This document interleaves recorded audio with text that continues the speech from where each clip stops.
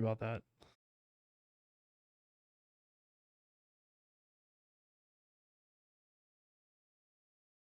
Okay, so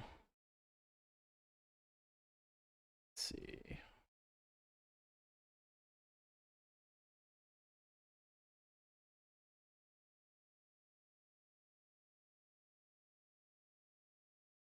Just give me 1 second. I'm playing around with something.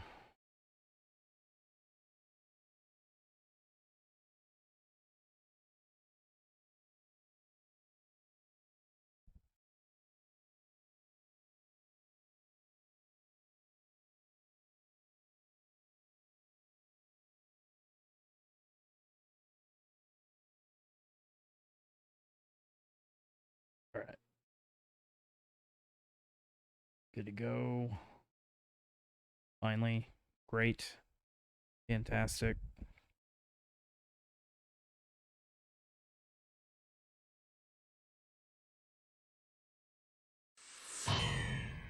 Oh, shit.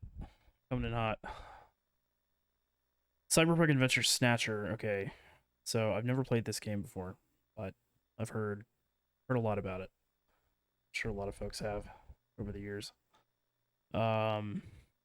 This is a visual novel / adventure game by Hideo Kojima. I'm sure you know who he is. And it's kind of a spiritual partner game with another game that I think was only released in Japan called Police Knots. Also done by Hideo Kojima. Directed by Hideo Kojima, written by Hideo Kojima, starring Hideo Kojima. Testing, QA, also Hideo Kojima. Just kidding. But I never played this, and I've always wanted to. So let's go ahead and see what it's all about. Joypad only. Oh, draw blaster, cancel. Okay. So I guess we're gonna be shooting in this game, huh? B is cancel. C is select shoot. So this is like the opposite of what we just played in flashback. That's fine. The story, characters, and events in this game are entirely fictional. Any similarities to actual people, places, and events are entirely coincidental.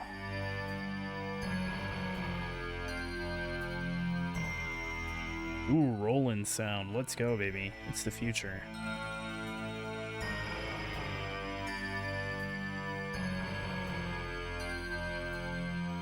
The story is dedicated to all those cyberpunks who fight against injustice and corruption every day of their lives. June 6, 1996. A mysterious explosion destroys the Chernobyl research facility near Moscow. Lucifer Alpha, a powerful biological weapon under secret development there, is released into the atmosphere, creating a deadly biohazard.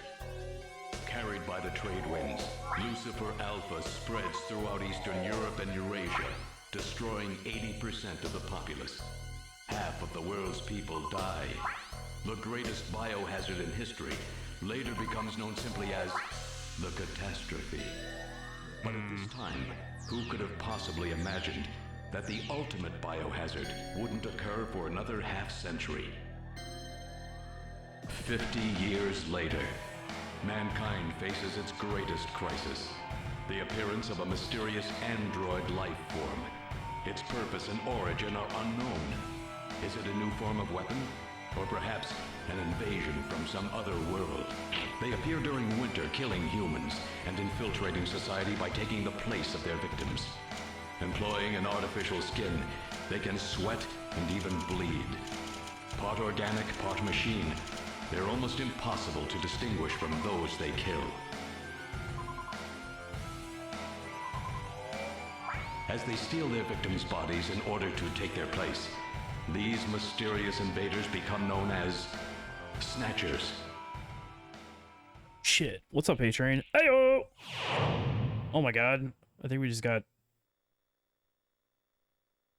smoked. How's it going, man? How you doing? Did you make it through Monday? Oh my god. Fine and dandy like sour candy. There we go. Good to see you, bud.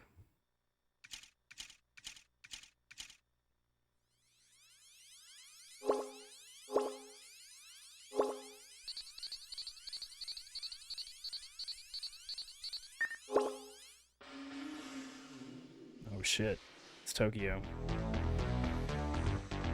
Look like Tokyo. New Kobe City 2047. December 2047. I was probably way off on my geography there.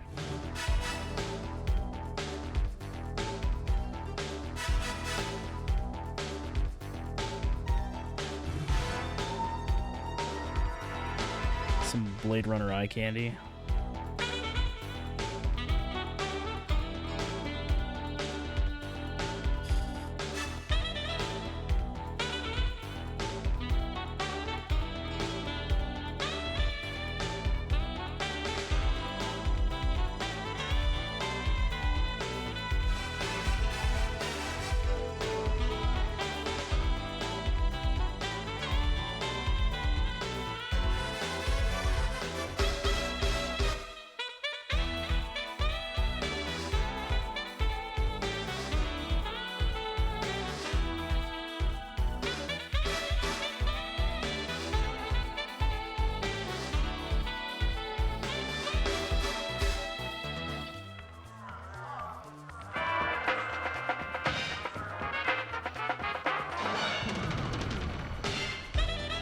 Look at this freaking game.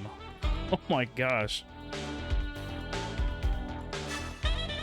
Cyberpunk AF. Creator Hideo Kojima.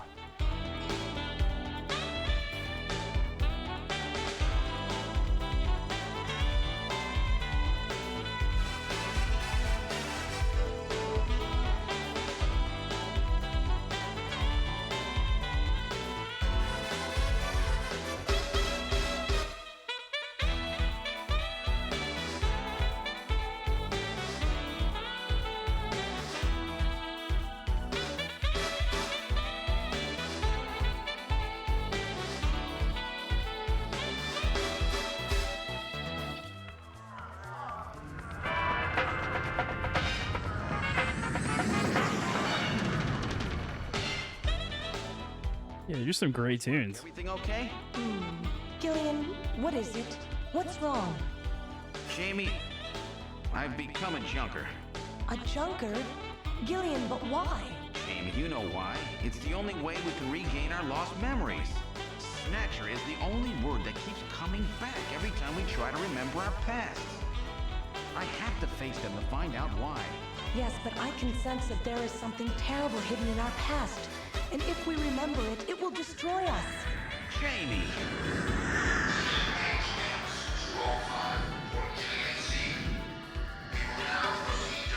I'm going now. Jamie! What? I can't hear you!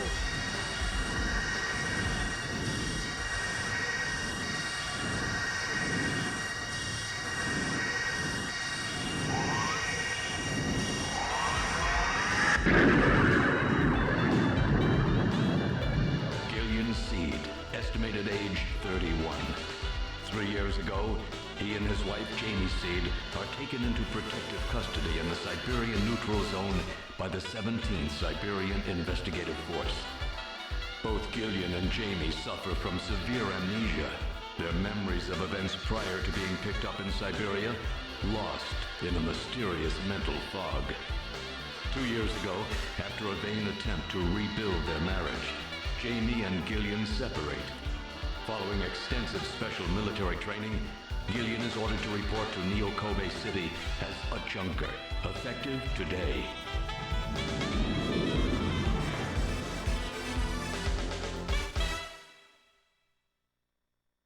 What a fucking opening. Wow.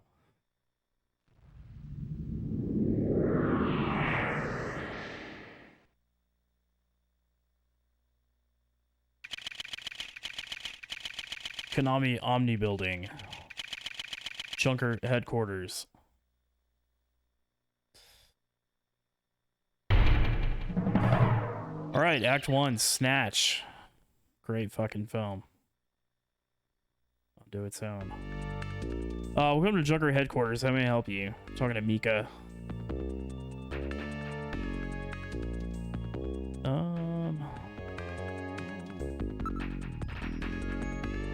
Oh, okay, so it's... I see. Gillian, she's a beautiful Oriental woman. What else are we gonna look at? Let's look at the poster. It's just a Junker recruiting ad.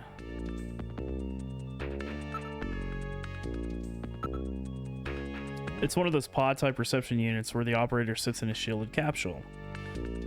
Indeed. It almost looks like one of those, those arcade machines. This is some pretty heavy-duty stuff that we've got here. This place may be more just dangerous than I thought.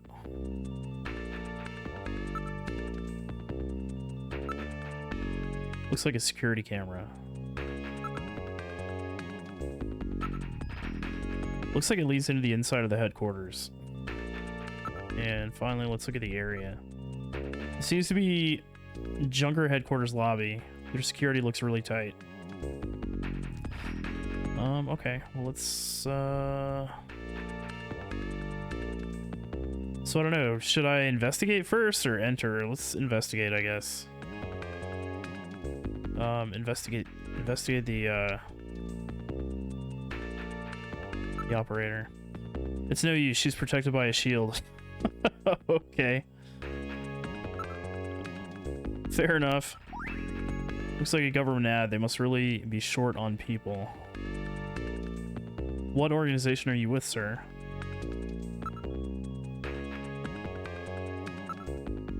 The shield is heat-proof and shock-proof. It's specially designed to withstand an attack by Snatchers. I kind of want to call them Terminators or Replicants, but that's this game's version of them, I guess. Okay, let's keep investigating. Let's look at the camera, stare at it. It looks like they're monitoring the offices. I misread that as orifices at first. Monitoring the offices, okay. Investigate the door. It's locked. It looks like the only switchboard is in the operator's pod. That makes sense.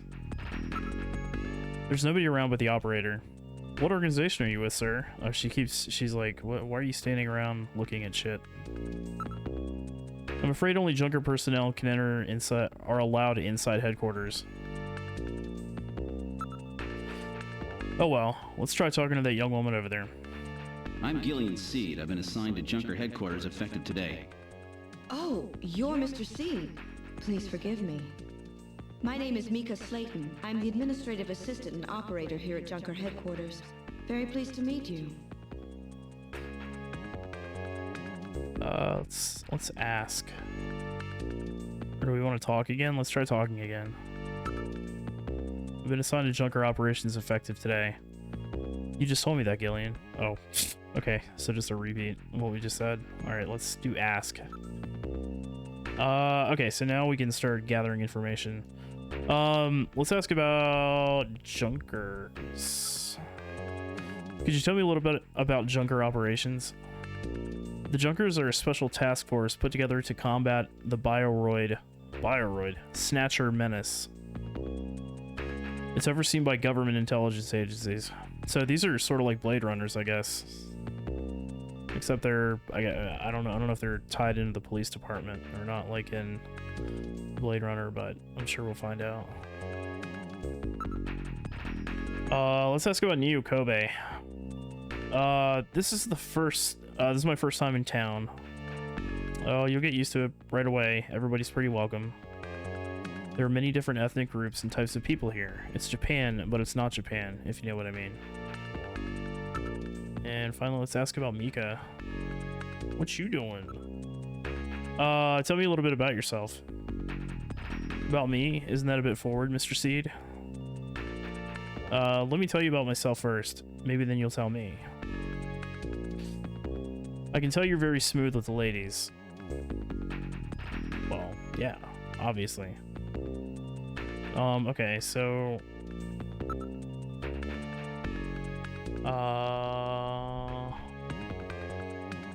Mr. Seed? Gillian's fine, and you can call me Gillian, Mika. Okay, Gillian. I'll open the main door and show you around headquarters.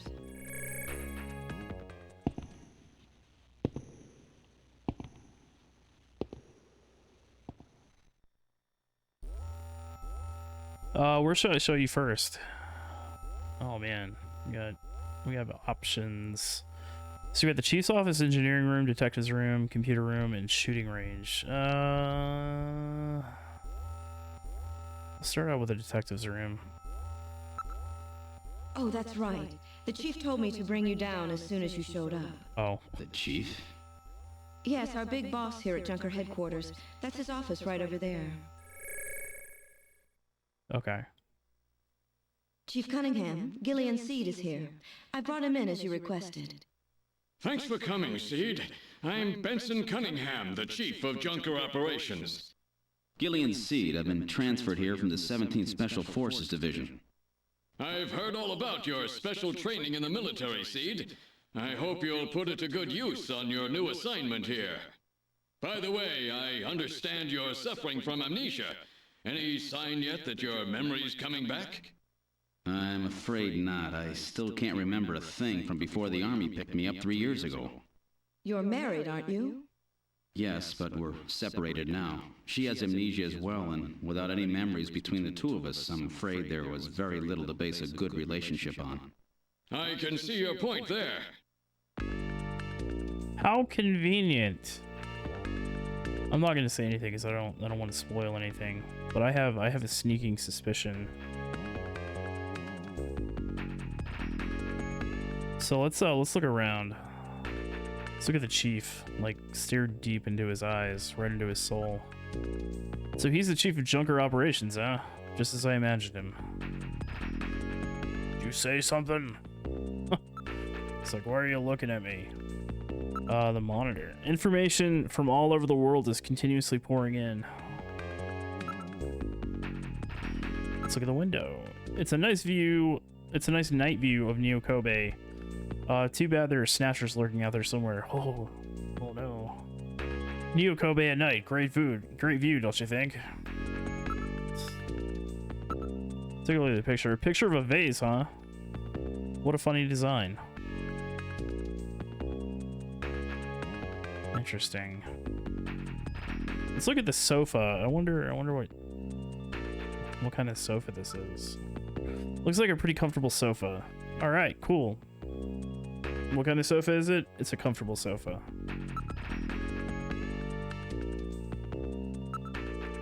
Seed, I'm no snatcher.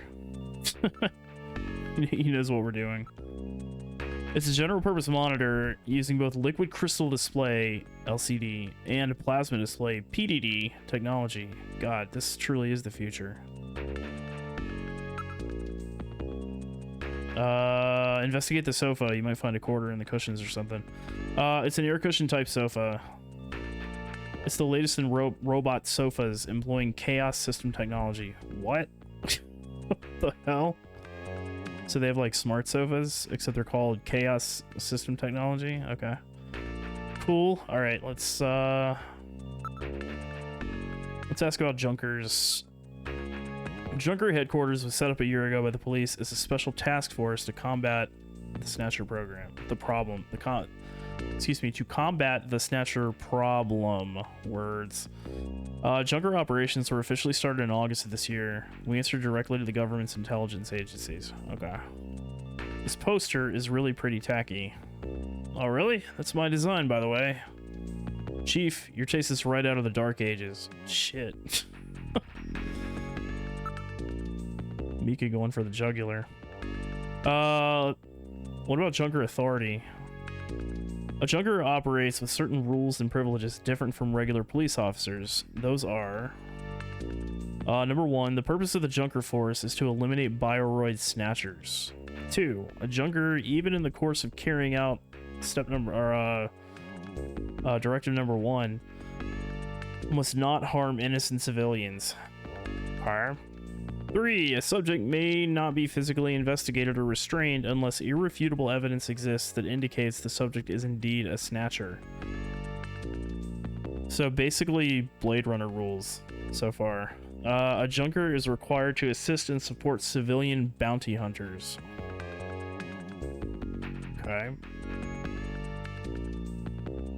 In order to carry out Directive 1, a junker is allowed the use of a blaster and a navigator in a turbocycle. Let's fucking go. I want a turbocycle.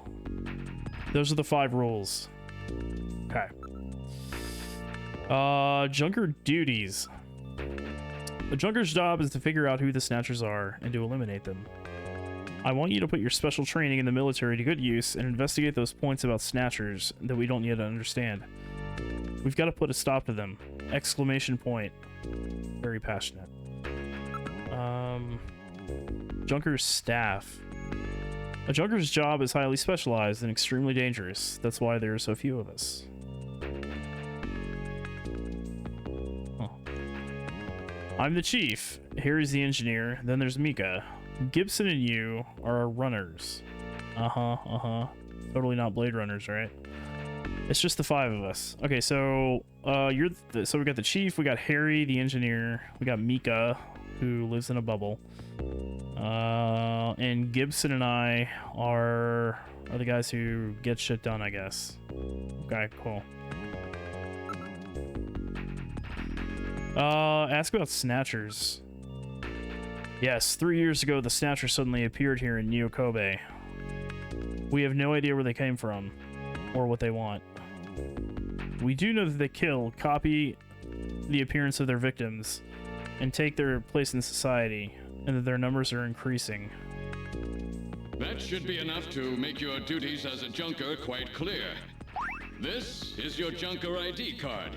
It will identify you as a junker. Carrying it allows you to exercise your special authority. I see. Sort of like a police officer's badge, huh? And here's some money. It's not much, but you'll need it to carry out your investigation. Cash? Credit cards aren't accepted in some regions of the city. You'll need this sooner or later. Sounds like it's a rough place out there. Go see Harry, the engineer.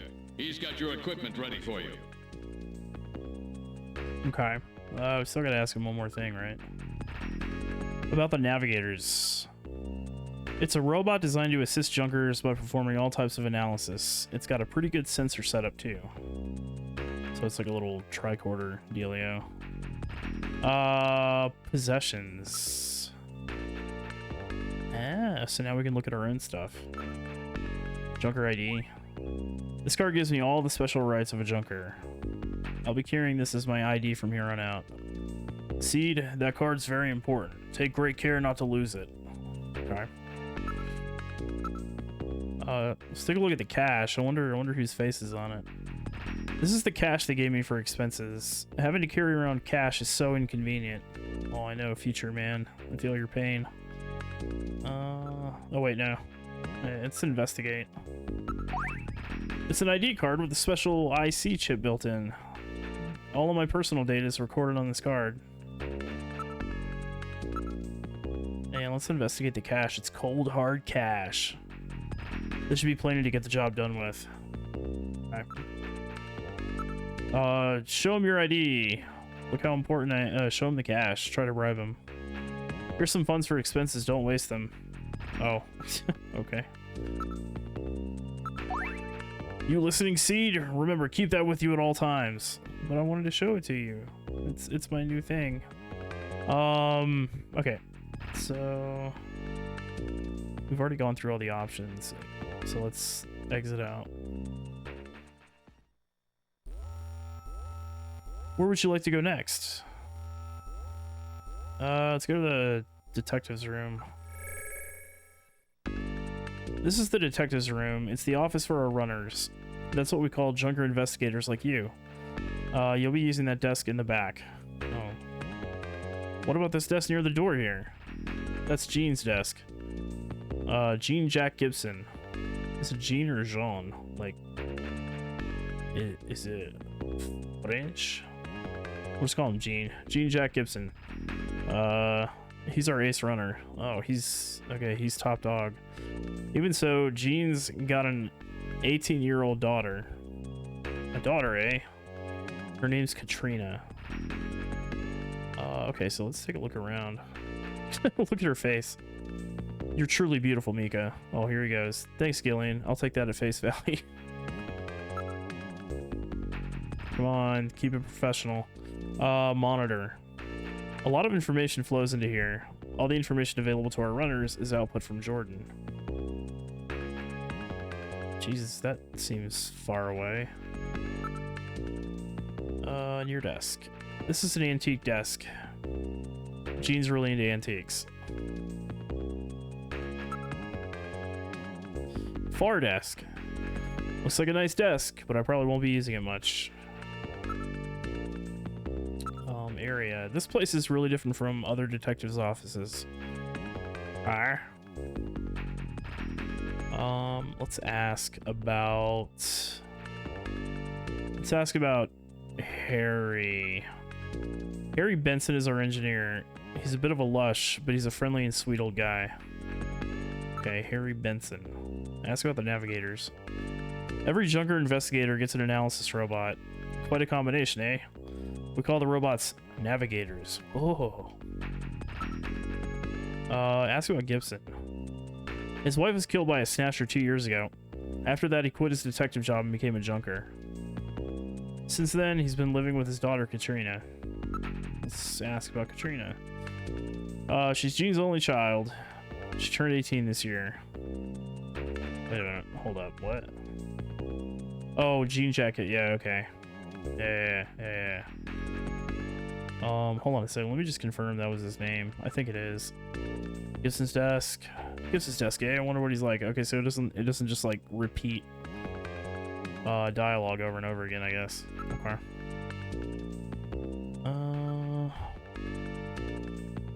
Show her the ID. That's your junker ID. Be careful not to lose it. God, everybody treats me like a child, like I'm gonna lose all my toys. Want some cash? That's your expense money, so you can use it while you're on an investigation. Okay. Alright, well, that settles that, I guess. Cool. Figure we start at the detective's office. And then go from there. Where would you like to go next? Let's go to the engineering room. This is engineering. All the junkers, that is the runner's equipment, is made here. So it's sort of like Q's office from James Bond. Doesn't look like Harry's around at the moment. Let's look around. Mika. Yes, what do you want? I can sense that you and I are destined to fall in love. It might sound crazy, but... Gillian, you're married, aren't you? Oh, shit. Shutting that down with a quickness. Alright, let's take a look at the area. There are tools and machines all over the place. It's a regular factory in here. This room always looks like this. I don't know how he finds anything. It's called organized chaos. Sort of the same way. Let's ask about Harry. He's quite brilliant. He's won 3 Nobel Prizes and the Fields Prize, too. No shit. G's navigator is called Little John. I wonder what kind of navigator you'll get. Well, I don't know. Friar Tuck. Ask about Gibson. If you meet him, you'll understand why he's so good. Is he handsomer than I am? You better not be more handsome than me. About Katrina, she's a model. She's quite cute. Okay. I mean, I guess.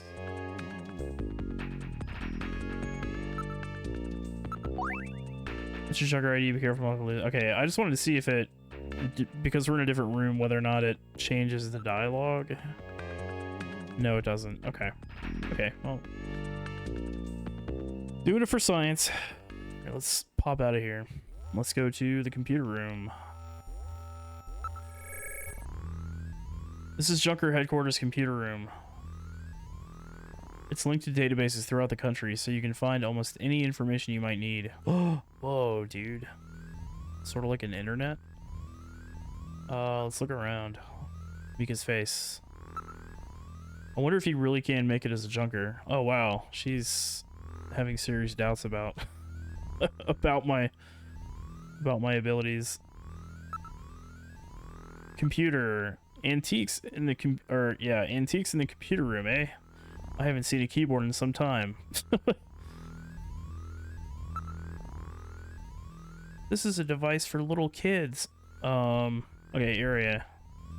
A number of input and output devices are linked to the host computer. Okay. Let's ask. Ask about computer. What is computer? This is our host computer, a model RM1013.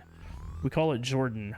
That's for Junker Online Regional Data Access Network. It employs full-scale artificial intelligence-based processors. Jesus. Jordan is fully programmed with all human learning routines and uses an intelligent interface to perform automatic translation, problem solving, you name it. It employs expert class artificial intelligence routines developed for fieldwork robots. It's the best there is. Okay, so when they said Jordan earlier, they were actually talking about the AI or pseudo AI in the computer room. His name is Jordan. Okay. Cool. How to use! First, put your Junker card in this slot. Once it's confirmed you as a user, you just follow the instructions that Jordan flashes on the screen. Okay. Oh, so now we have a new option to use Jordan. Let's ask about Harry, Navigators, Gibson, and Katrina one more time.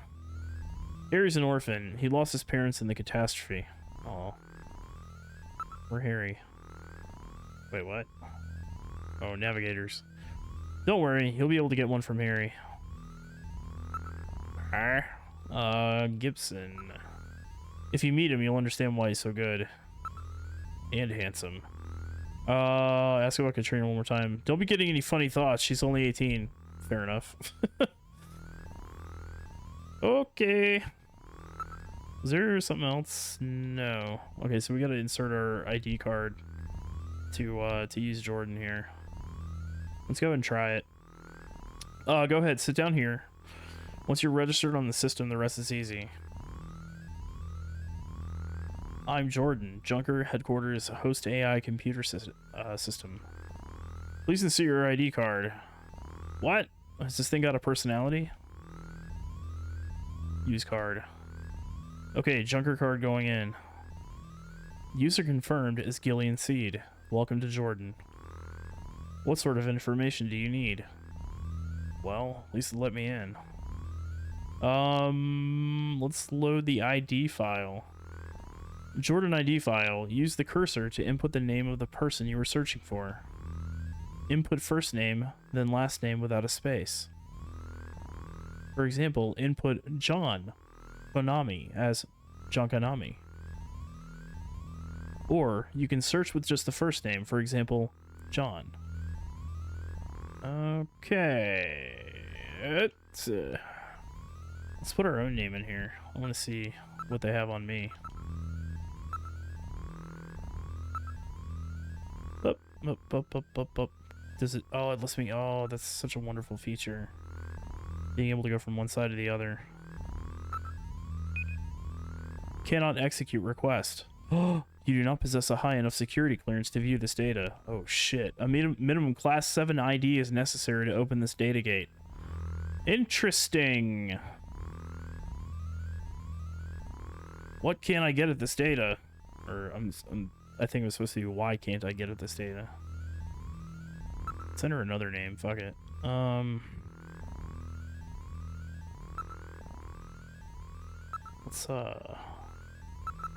Let's get more info about Harry. Harry Benson. Oh my god, he's ginger AF. Engineer, Junker Agency. He's 55 years old, 168 centimeters tall, and he weighs 65 kilograms. Okay. Blood type O negative, marital status single, background originally member of government science team to combat Snatchers before its combination with police team to form a Junker Agency. Oh, that's interesting. So it used to be like a scientific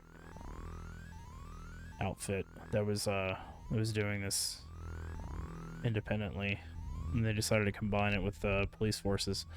Parents die in the catastrophe. Harry taken into government custody. Earns PhD from Michigan State University at age 14. Holy shit, overachiever. Gains widespread attention for his development of weapons during World War III. Oh, well. Everyone's got to make a name for themselves. Joins NASA following war and contributes to ramjet engine development team. 3 Nobel Prizes, 1 Fields Prize. Jesus. Was working in a police department? Well, I think I think it was his wife that was killed. It's that Konami great snatch grabbers? I know, right? What's up, Chard? How's it going, man? I've never played this game. This game is like super immersive from the get-go. Let's see here. Let's enter a name. What kind of info do you have on... You only have to enter the first name, so we're just gonna enter Chard. I want to see what they have on you in their file. No matching names on file. How convenient. How convenient. That's just what they want us to think. How you doing, man? Let's see here. Let's look up. Wait, is it Jean or Jean? I don't know. Marcus, how to pronounce his first name. If his second name were like Claude or Paul, it would be Jean-Paul or Luc, Jean-Luc. But I think it's Jean Jack. Like Jean Jacket. You don't exist. That's okay, man. I have those days too. I look in the mirror and I'm just like, takes me a minute, but eventually my own name comes back to me. Jean Jack Gibson. Runner Junker Agency. He's 55 years old, 185 centimeters tall, and 78 kilograms. Max from Game Squad. Oh, he plays this every Christmas Eve? Really? I've never played this game. I've heard of it for the longest time. Along with Police Knots. There was also a Hideo Kojima like visual novel adventure type game, but I think it was only released in Japan. So have to oh, also shit, what was it released on? The Saturn? PlayStation? I don't remember. I honestly don't remember. Okay. Whoops. Blood type O positive. Family wife Alice deceased. Oh, it's his wife. It was his wife that was killed by a snatcher. That's why this guy's like being a grizzled junker, trying to get some peace and revenge on behalf of his murdered wife. Daughter Katrina, age 18, officer in police science division since 2015. Wife killed by Snatcher in Bioroid Panic of 2046. God damn, this guy, dude, that was like 30 years later. Holy shit. So he must have been in his 20s when he joined. Requests and is granted transfer to Junker Agency.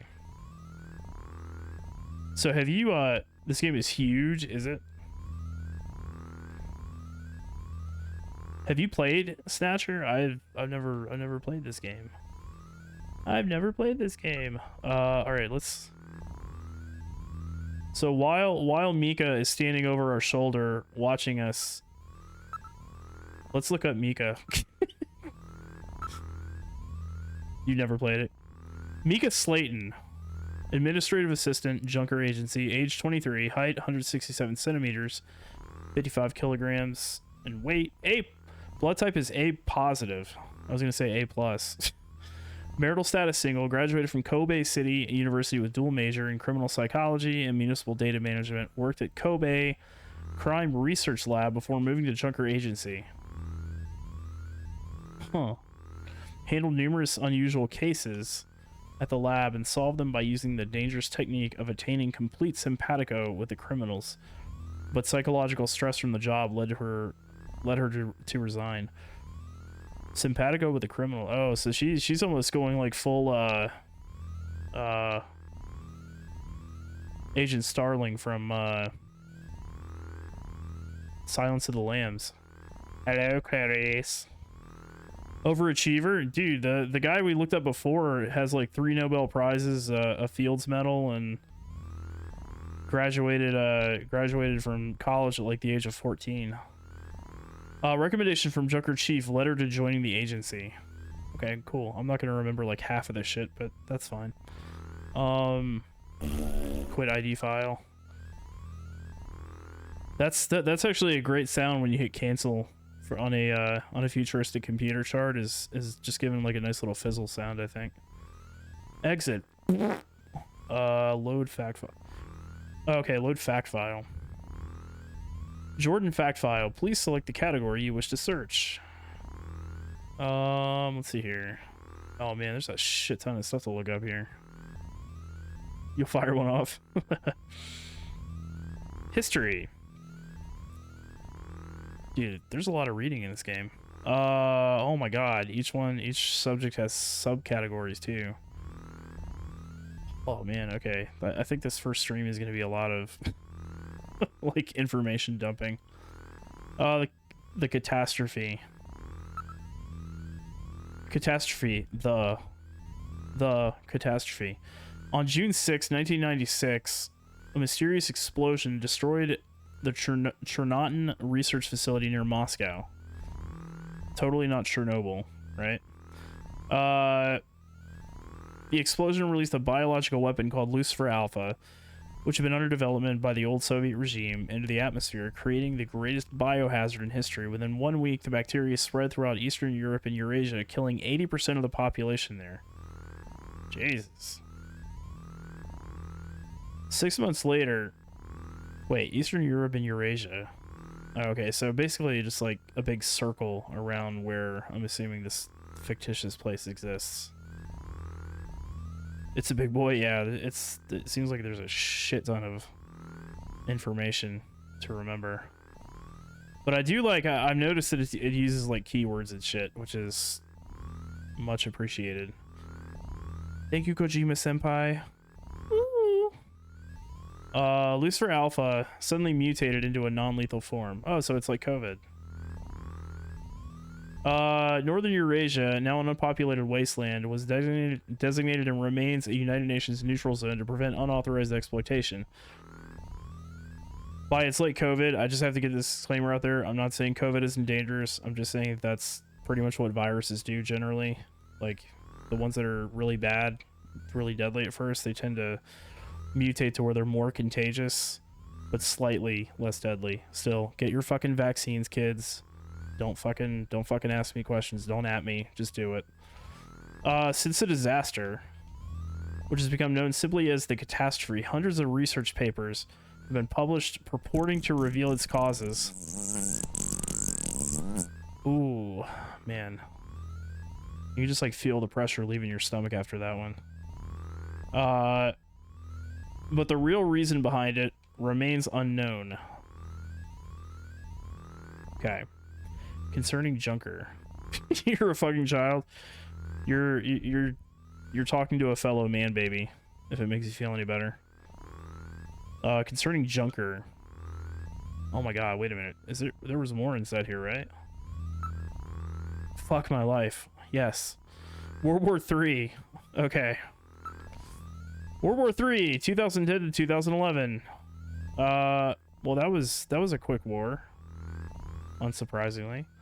On August 8th, 2010, 14 years after the catastrophe, war broke out over possession of northern Eurasia, left uninhabited by the disaster. Conservative Soviet leaders who managed to survive the catastrophe received military support from China and launched an invasion of the region.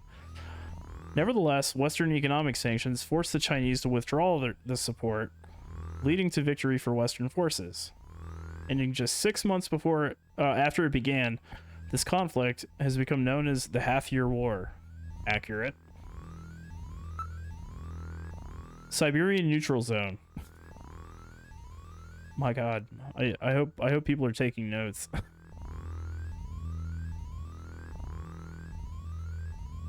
Wish you could properly figure out how to set that sound up. Oh, for SEGA CD?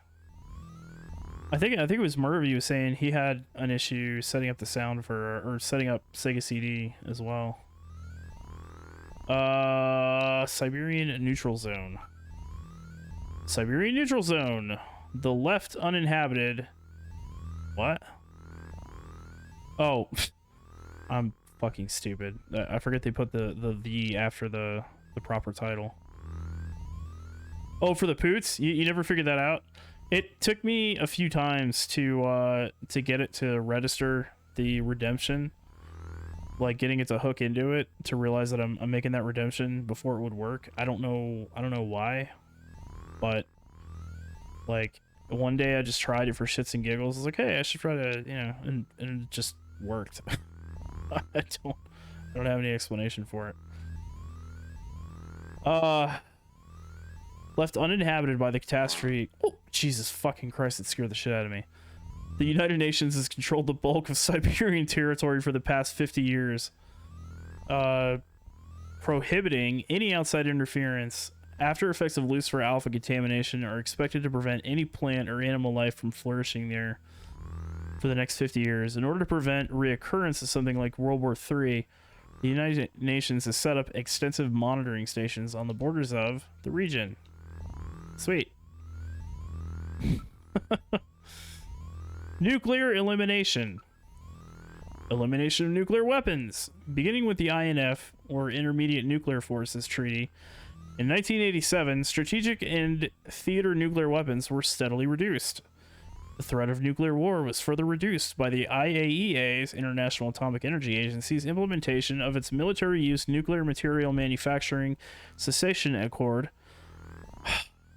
God, I'm getting like winded from reading this. Which enforced the disposal of all military-use nuclear material at the beginning of the century. Good God. How many words? Okay, so nukes are gone. Nukes are gone, but we still have Toot and Poots. Which I guess is good. What's up, Merv? How's it going, man? Le Merv. Witch hunt. Oh, no. Oh, no. Witch hunts, aka bioroid hunts, a social phenomenon caused by the Snatcher problem. A form of group violence involving the lynching of numerous innocent individuals who were believed to be bioroid snatchers in reality. In general, individuals of lower social standing were the targets of the attacks, named after the medieval witch hunts which took place in Salem, Massachusetts, USA, due to the similarity of the two occurrences. So we have some like vigilantes out there, vigilante groups, like going after people thinking they're snatchers or some shit. I just realized my controller has an extra charge plug-in port on the bottom of it too. That's fucking dope. Okay.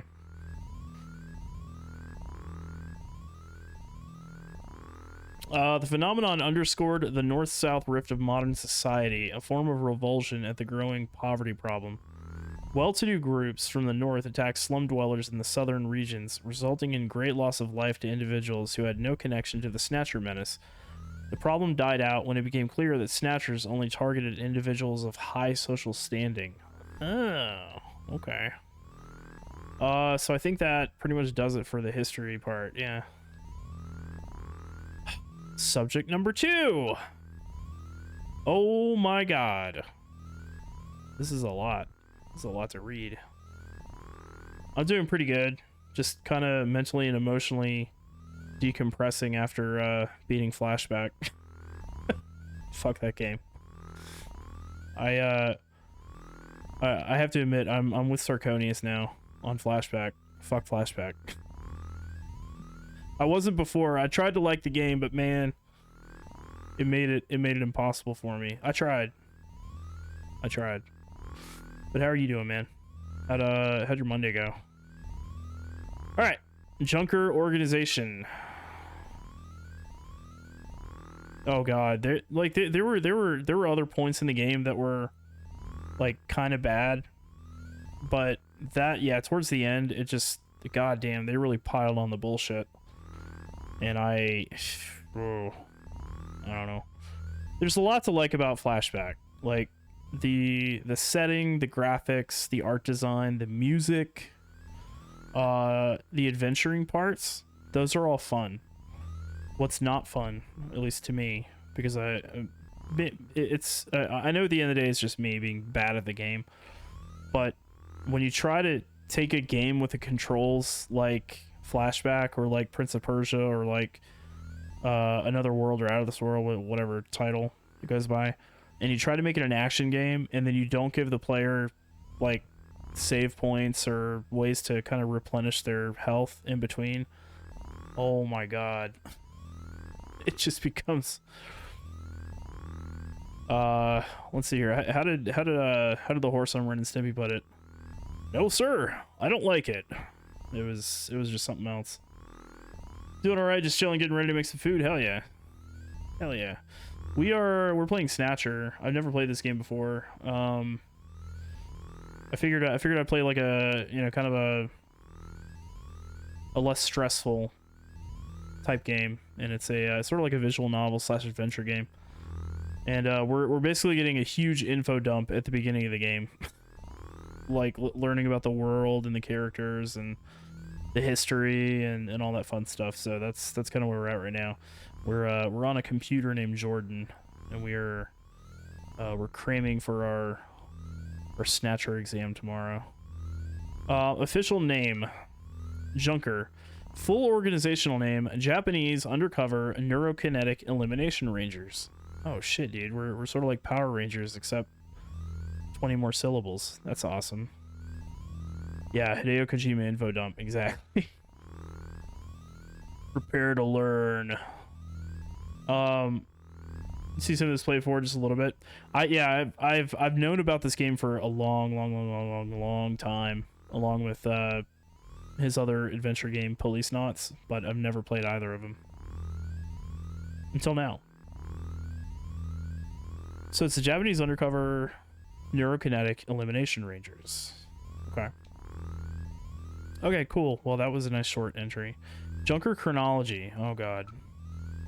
Junker agency history. April 2047. National Police Agency forms special team to deal with Snatcher problem. May 2047.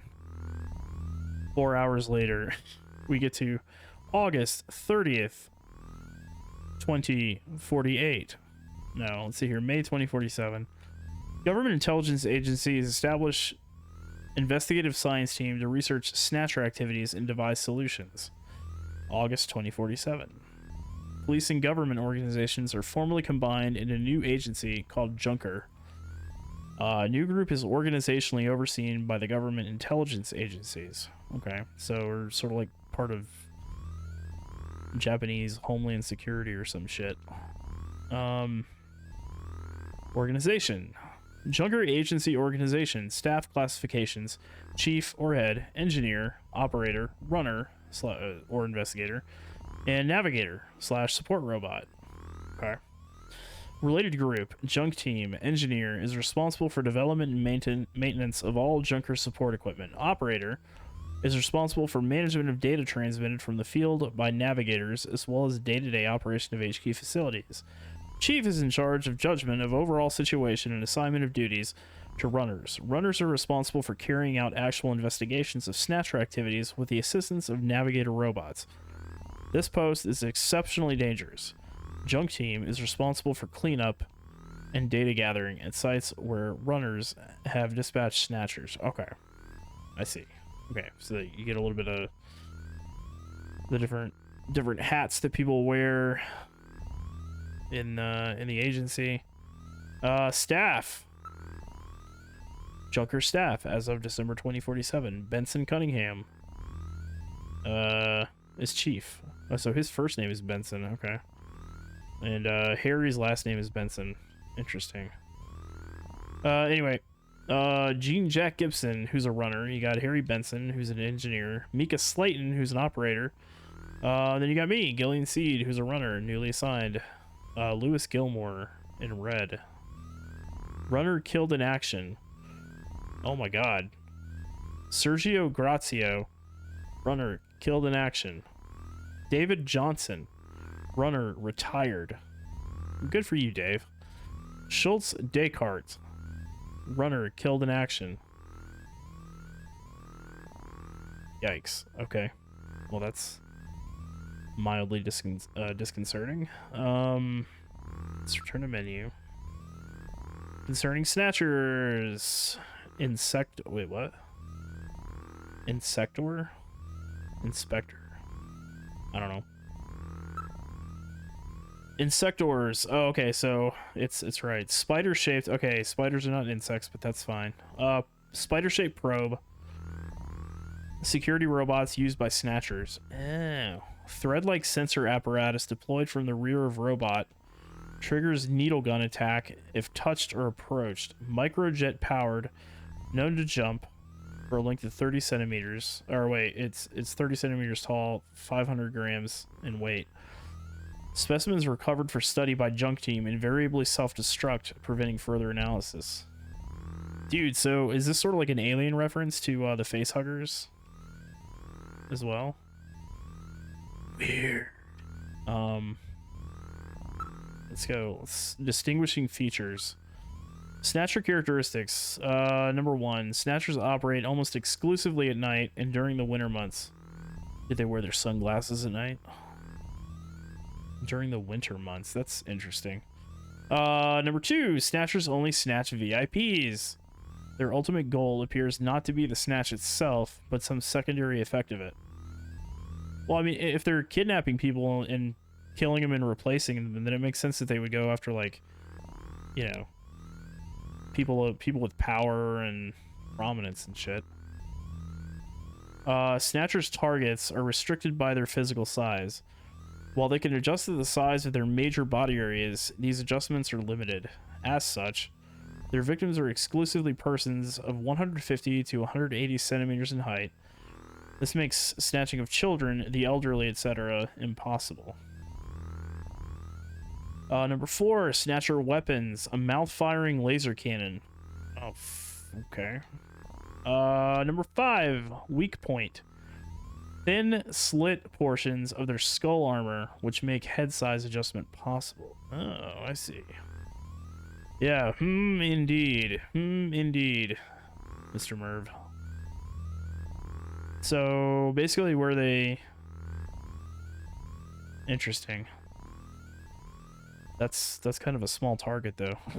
That's what it sounds like. Chronology. Snatcher history, December 22nd, 2044, first contact. A Bioroid's remains are recovered from the wreckage of SRS Flight 4003, which crashed in the Rocco Mountain Range, February 18th, 2045. A Snatcher which had killed and replaced, or snatched, the mayor of Neo Kobe, B. O'Connor, which is, man, that name is Japanese as fuck, is captured, but self-destructs during transport. In December, Neo Kobe is thrown into a panic over the problem. The witch hunts take place as people try to uncover and destroy imagined snatchers. November 3rd, 2047, a well-known KBC newscaster is revealed to be a snatcher and terminated. The remains self-destruct, preventing further analysis. November 15th, 2047, the leader of a prominent revolutionary religious group is determined to be a snatcher. During the pursuit, the snatcher's car crashes, destroying it in the resulting fire. November 20th, 2047, the former president of a biotechnology firm is uncovered as a snatcher and terminated. During the transport, the remains are stolen. How convenient. Excuse me. I had a little hiccup. And finally, let's learn about Snatcher bounty hunters. Bounty hunter program. In order to elicit civilian support in the effort to combat snatchers, the government instituted the following reward program. All eligible voters of Neo Kobe were given the right to register as bounty hunters. Well, that's a jobs creation program, I guess. Registration involves a few simple tests and procedures: firearm license, psychological profile, junker test, etc. Actual rewards for snatcher termination depend on individual circumstances. Government also provides numerous insurance benefits for those injured. Wait, what? Rewards? Depends on... Okay. Numerous insurance benefits for those injured or killed while attempting to terminate a snatcher. Okay. Oh my god, how many more? Oh my god, there's so much. There's so much. Neo Kobe. Oh my god. Neo Kobe data. Neo Kobe city statistics. Total population 5.83 million. Ethnic groups: Japanese 30%, Chinese 24%, American 10%. Wait, what?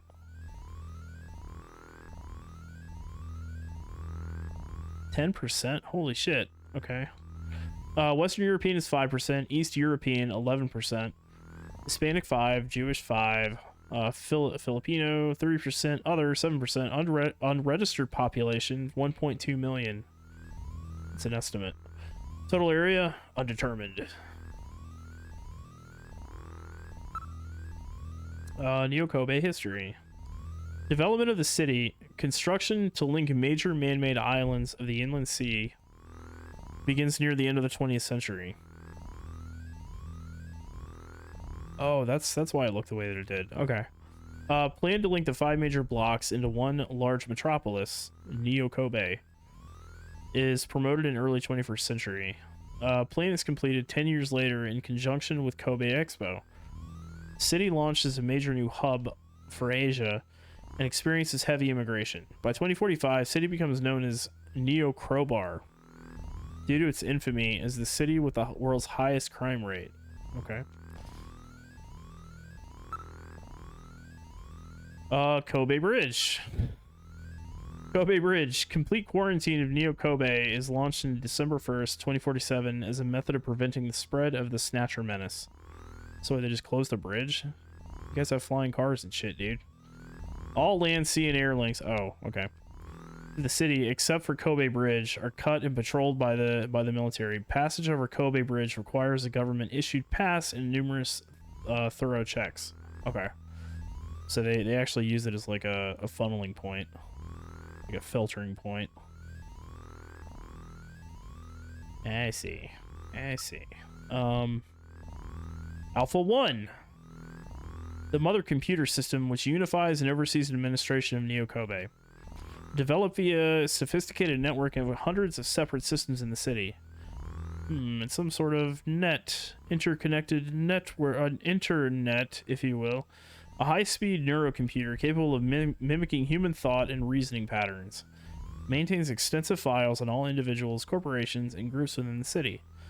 Also manages the day-to-day operation of the city's financial, distribution, and transport systems. Dude, I swear, half the fun of playing these old games about the future is is like, you know, comparing it to the present. So basically Neo Kobe has this centralized, well, decentralized computer system that functions like an AI almost. Well, not almost, I guess, like an AI, because it has human reasoning patterns, right? To administrate the city. Interesting. Financial distribution and transport systems. Alpha 1 program maintenance is coordinated by Konami Software's Project Development Division, subgroup number 48. Konami inserting themselves into the game. I love it. Video phone number 30-1234. Sounds like the combination some asshole would use in their luggage. Alright, let's go. We still got more.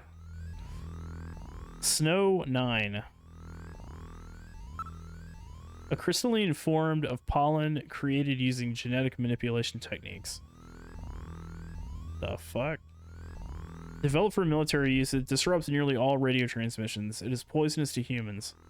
In large quantities, it can cause symptoms similar to respiratory arrest, while even small quantities cause allergy-like symptoms such as sneezing and runny noses. Oh, this stuff sounds wonderful.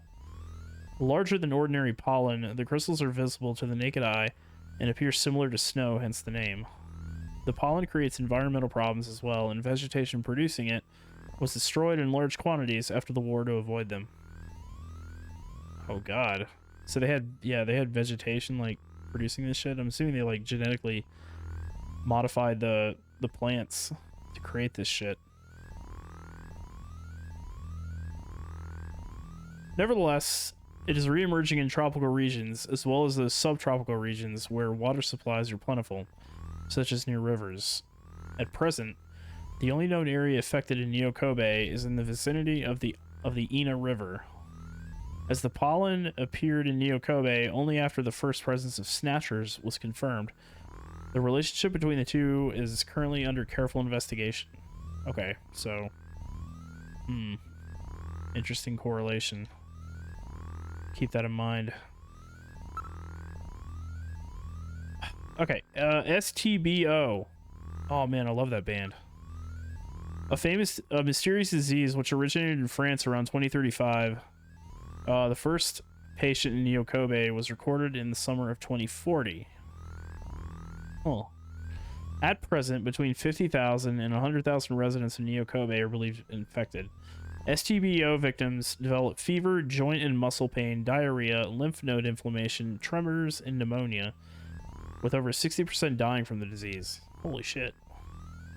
Transmission is via bodily fluids such as blood, saliva, and semen, and generally spread by sexual contact or hypodermic needles, particularly when unsterilized ones are used for the injection of illegal drugs. Similarities to the disease AIDS, which emerged some 55 years ago, led researchers to believe at one time that STBO was a mutated form of the AIDS virus, but the two have since been known to be unrelated. There's still no treatment or cure. Public discomfort about the disease and concerns about whether others close to them are carriers has noticeably increased the level of suspicion in the general population and significantly harmed interpersonal communication. Well, this is hitting close to home. In many ways, this trend has made detection of Snatchers more difficult. My god. Okay, so we have freaking murder robots running around, and because there was like a pandemic, people are too afraid to talk to each other.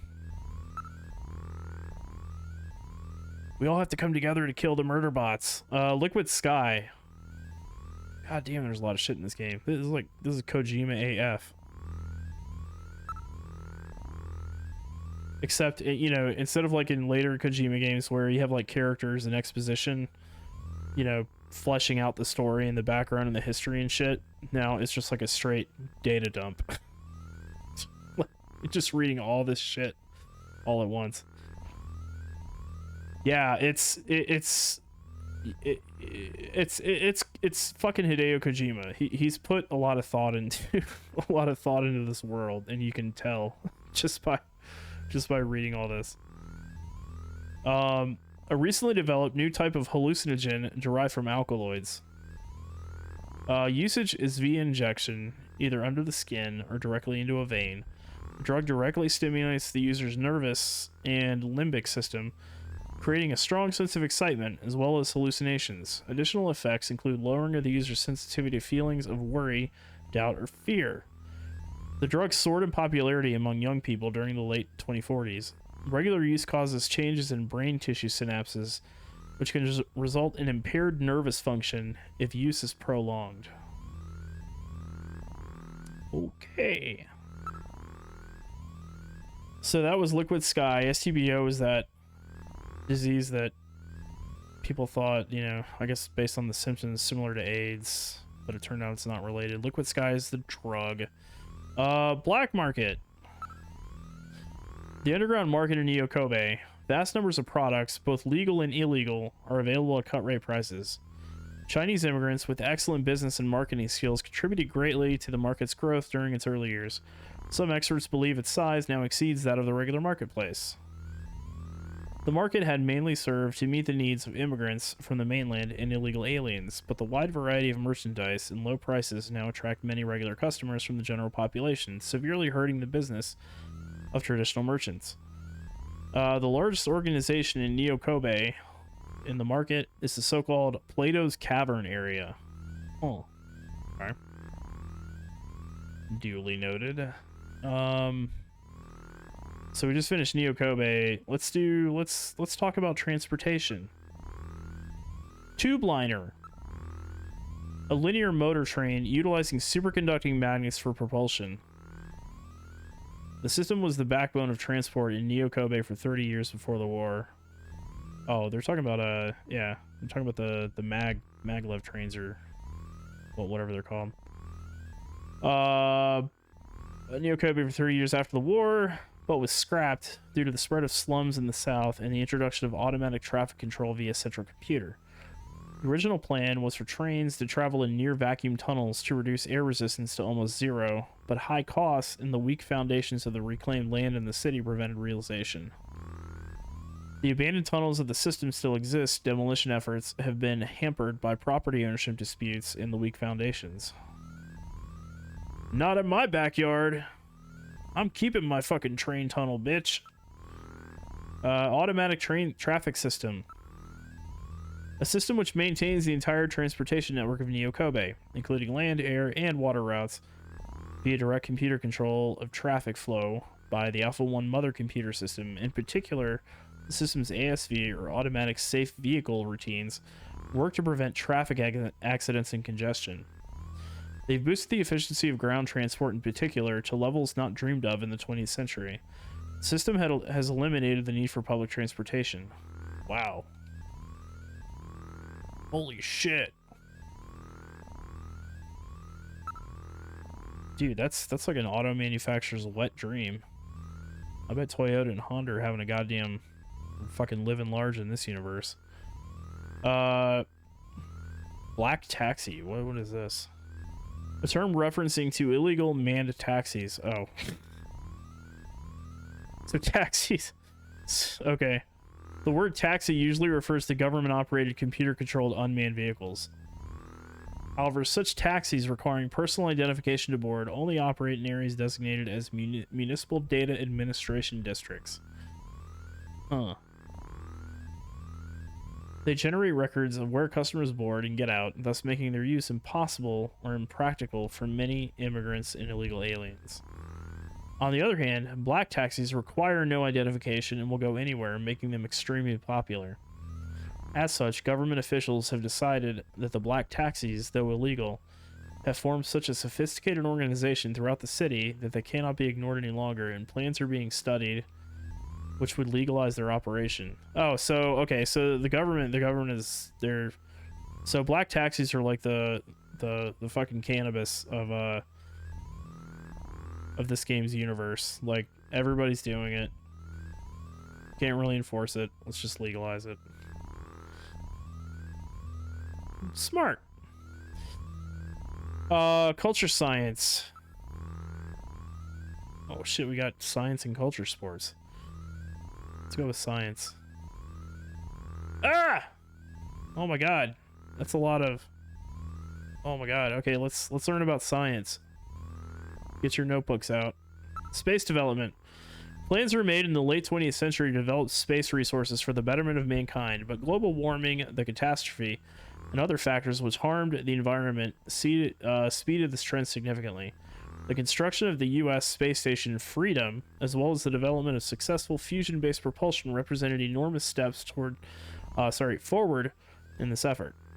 At present, a helium-3 mine to provide fuel for fusion rockets is under development on the moon. In addition, the New Promised Land project to create permanent colonies on Mars is in advanced stages.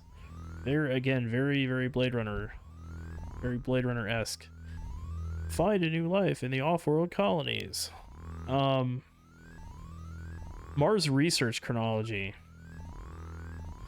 Mars research chronology, August 1988. The Phobos project. Phobos 1 and 2, launched by the former Soviet Union, explore Mars and its two moons, Phobos and Deimos. October 1989. Mars Observer. Yeah, huge Blade Runner. It's basically riffing off of Blade Runner directly. It's not like Flashback where we had, a couple levels with like replicants and stuff where, it's clear that it's doing like an homage, like a kind of a, not a parody, but you know what I mean. This is just directly this is like Blade Runner the video game, except it's not called Blade Runner the video game. Is the impression that I'm getting from it right now. Oh, by the way, Merv, you'd appreciate this. Flashback had an entire level where the main character has to basically survive on a game show where there are other characters trying to kill him. Which is it's pretty clear that it was a direct reference to the Running Man, which was cool. It's just such a shame about the other stuff in the game. Yeah, there you go. Let's see here. Without further ado, it's time to start running! Yes. All right, let's see here. October 1989, Mars Observer, launched by the U.S., studies the planet's atmosphere and soil. April 1997, PESTA project. I read that as pesto at first, and I got hungry. Unmanned space probe retrieves data on Mars, asteroids, and comets. Project initiated by Eastern European nations, but the catastrophe forces transfer of the project to the U.S. December 2005. Construction begins on Wells project, an unmanned robot production facility on Mars. 2010. First satellite put into permanent Mars orbit. July 2015. Construction begins on experimental manned base Le Guin.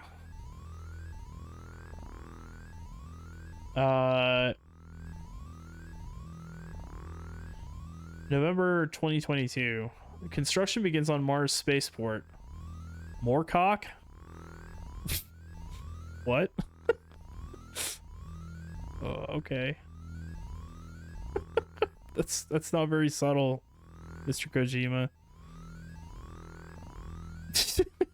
Okay. All right. X2601, you're a grown man. You're better than this. June 2025. Completion of early manned base Herbert. December 2030. First full-scale Mars base Vonnegut. So let's see here. We had one named Le Guin. I'm assuming after Ursula Le Guin. Now we have Vonnegut, Kurt Vonnegut. And then here we go. Begins operation. 2035. Operations begin Asimov. Yeah. Isaac Asimov. The first mine on Mars. So basically naming him after authors. Okay. Mars Greening Project. Quaid, start the reactor. The Mars Greening Project, a project to turn the barren planet into a lush green world like Earth. Initially, large reflecting mirrors will be placed in orbit to reflect heat radiation back down to the planet.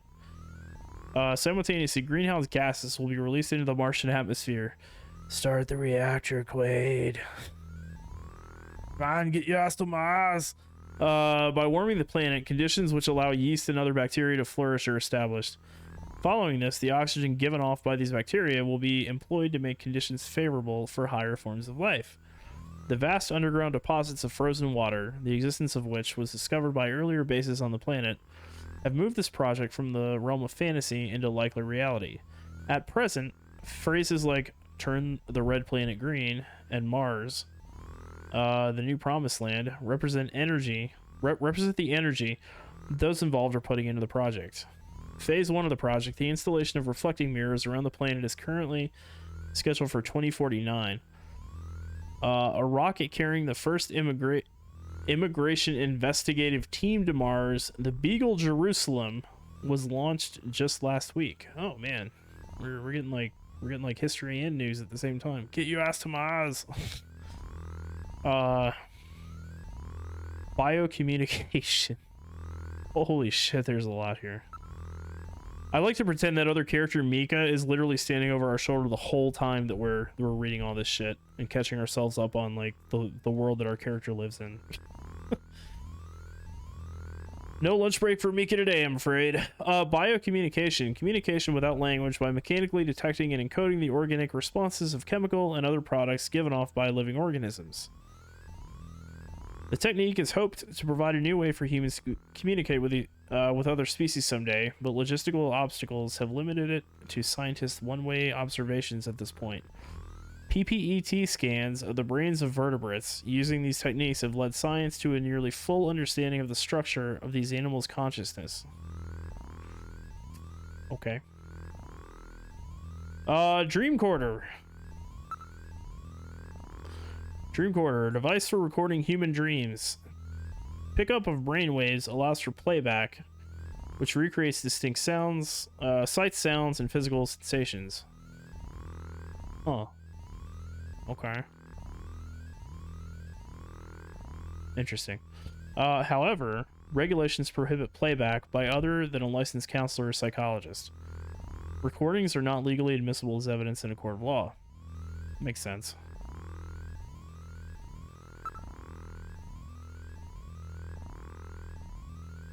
Oh, we didn't learn about sports. Fuck me, there's also a lot about sports. Alright, let's go. Biozoo. A museum of living genes featuring live animals, endangered or extinct species only. Recreated through genetic manipulation. Created by the International Union for the Conservation of Nature, or the IUCN, in order to recreate and culture extinct mammal and bird species. So they're like doing Jurassic Park, except with regular animals. Besides caring for living animals, the museum operates a series of frozen genetic samples. Successful birth of a unicorn in 2047. Natural delivery drew widespread attention. The fuck? This game has literal unicorns in it. Sports! The baby unicorn has also been adopted as Neo Kobe's mascot. Oh my god, okay. Hold on, I gotta read that again. Are they serious? They are serious. Where the fuck are you gonna get a frozen genetic sample of a goddamn unicorn? Baby unicorn has also been adopted. Yeah. What? How? Anyway. Robo musical. A musical performed by humanoid robots, as each robot's expressions and movements are sampled from actual actors. There's virtually no difference between their performances and that of live actors. The popularity of this art form no doubt lies in the technology's ability to change the performers with a simple software modification, including the ability to inject long-dead classical actors into modern roles. Dude, Kojima was ahead of his time. Because you know that's like a thing that people are talking about now. Is like, oh well, I mean shit, they've already fucking done it in Star Wars. Bringing back deceased actors and you know, having them play as you know, characters in new films and shit. Kind of creepy, but I mean, it's the world we live in, right? The big hit of 2047 has so far been The Phantom of the Opera. Interesting. Yeah, Grand Moff Tarkin was the first one that came to mind, and then there was Carrie Fisher. Like they made her young or something. I think she might have still been alive, maybe. I don't remember. But it's definitely a technology that's like, it's not quite here, but it's like right on the cusp of being perfected, I think. It's same thing with like the deep fakes that, you know, I'm sure you've seen on YouTube. Like some of that shit's uncanny. First pet. Genetically engineered marsupials, which function as pets or handbags. Oh, that's dark. Their added value of being able to carry around. Oh, so they're okay. So, okay, I see. So they're sort of like Transformers. Their added value of being able to carry around personal belongings led to a huge boom in these animals in the early 2040s. Originally designed for a television commercial, their subsequent widespread media exposure touched off huge sales. Several firms became involved in a copyright dispute over the animal's design, but their popularity waned when the Society for the Prevention of Cruelty to Animals complained of the slave-like treatment many owners gave their quote-unquote living luggage. Yikes. Oh my gosh, there's so much lore in this world. It's incredible. That's a whole conversation about CG, yeah, CG dead actors. Well, especially for like their, you know, their relatives who are still alive. What the fuck do they think about it? Retinal fortune telling. A high-tech form of divination which purports to read a person's future from the pattern of blood vessels on the retina of the eye. Okay, so it's bullshit then. Like fingerprints and voice prints, this art, quote-unquote art, gains its popularity from the fact that all individual patterns are unique. So it's basically this game's version of palm reading. Okay. Air surfing, let's fucking go. Sport which is enjoying tremendous recent popularity among young people. When conventional surfing became impossible due to heavy contamination of the sea around the city, that's depressing, a local university's air sciences department developed the new board and wave generator. With just moderate protective gear, a board, and their airwave generator, anyone can enjoy the sport. Popularity has been centered among young people of the slum districts. As winds and weather have no effect on use, competitions and tournaments have been held year-round in cities throughout the country. Okay. What is that? Dragon horse. Okay. A sport involving the use of a winged horse developed through bioengineering. So, let me get this straight. They created a unicorn, and they also have a Pegasus. Originally popular among the British upper class, participants compete for the longest time and distance flown. Developed from ponies, these dragon horses are only capable of 50 meters or so of continuous flight. The first official competition took place in Neo-Kobe in 2045. The winner, an entrant invited from overseas, Eurasian Highlander breed, managed a 30-second flight covering 80 meters. Oh my god, that's ridiculous. I have to read this shit again. What was it? Biozoo. This is the unicorn one, right? Live animals, endangered or extinct species only. Recreated through genetic manipulation.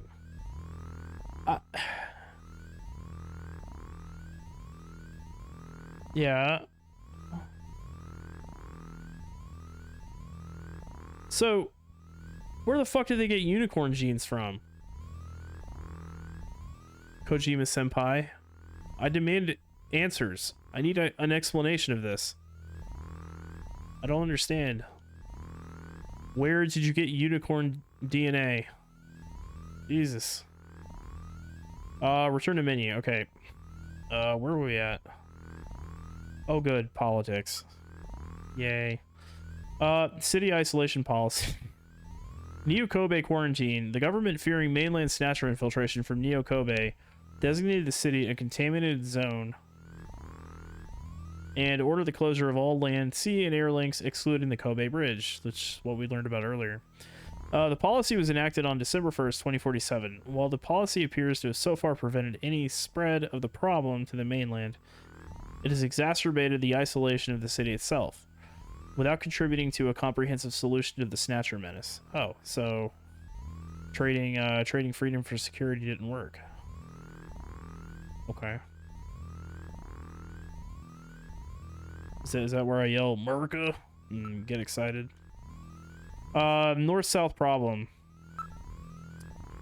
Since the 2025 declaration of Neo-Kobe as an immigrant's paradise, quote-unquote, vast numbers of foreigners from countries throughout Southeast Asia have moved to the city. Nevertheless, this has increased the asset distribution gap between rich and poor and contributed to the social and ethnic splintering of the populace. The problem is best illustrated by the concentration of relatively wealthy, long-time residents in the city's northern zones versus the relatively poor, mainly immigrant population centered in the city's newly reclaimed southern regions. Okay, so the poorer immigrant areas, like where they created the land out of the sea. Okay, whereas the wealthy folks live to the north, which I'm assuming is like the original city, quote unquote city proper, whatever you want to call it. When do I get the part where I get to ride unicorns? Dude, don't get my hopes up. If that's a spoiler, don't tell me, Merv. Just let me live in the fantasy for a little bit longer, please. The trend was spurred by the catastrophe, which created vast waves of new immigrants who developed this quote-unquote underground society, effectively splitting the city in two district groups, into two distinct groups or cultures, that of the North and the South. Okay, well that was nice and succinct, I guess. Freemen. Individuals who have managed to erase all record of their own existence from public and private databases and live without fixed residences, also known as freemen. Not to be confused with homeless, who have been forced into their condition by economic misfortune. In modern information-controlled society, the lack of computer records on any given individual is tantamount to that individual's non-existence. I can see where it would be valuable. That's like a common trope in cyberpunk fiction, is the erasing your ID and going underground and shit. The recent increase in their numbers has begun to contribute to crime and labor difficulties in the city. Many of the individuals who choose this lifestyle are former workers in computer-related and data management industries.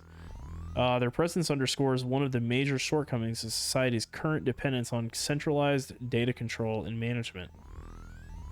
Most of these individuals live in regions of the city which are not municipal data administration districts. Jesus Christ. I think my tongue is giving up on me. God. I could never be a politician. I couldn't speak ad nauseum for, fucking hours on end. Okay. Let's try it again. Most of these individuals live in regions of the city which are not municipal data administration districts, or in the old tunnels of the abandoned tube liner system. Yeah, we learned about the tube liner system earlier. Immigrant problem. The catastrophe created vast quantities of Eurasian refugees who spread throughout the world, creating a massive global immigration problem. Chinese form the largest subgroup, and over 2 million have found their way to Japan in at least 5 waves. Neo Kobe, touting its status as an immigrant's paradise at the time, was the logical government choice as the area for them to resettle. As a result, the Chinese percentage of the population grew to become second only to Japanese, but the majority of these individuals have ended up living in the slum districts of the city's southern regions. Dissatisfied with these conditions and the perceived lack of any government effort to rectify them, they have formed their own underground society, which is now far too large of an organization for the quote-unquote legitimate government to control. Okay, so they've like carved out their own little area in the city then. Good for them. All right, let's go ahead and quit. So yeah, man, that's a lot of lore, but I like it's typical Kojima. He's got his finger on the pulse of like real social issues that I think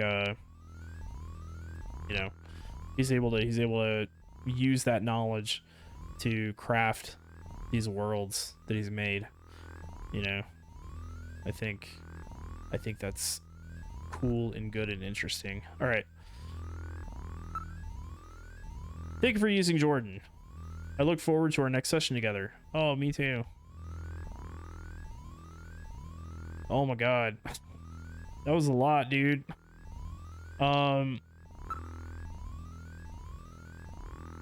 Okay, we've already talked to Mika about everything at this point, so I think we can exit. Where would you like to go next? Let's go to the shooting range. I feel like I need to pop some caps to like wake myself up after that fucking information dump. This is the shooting range. Junkers come here to improve their marksmanship.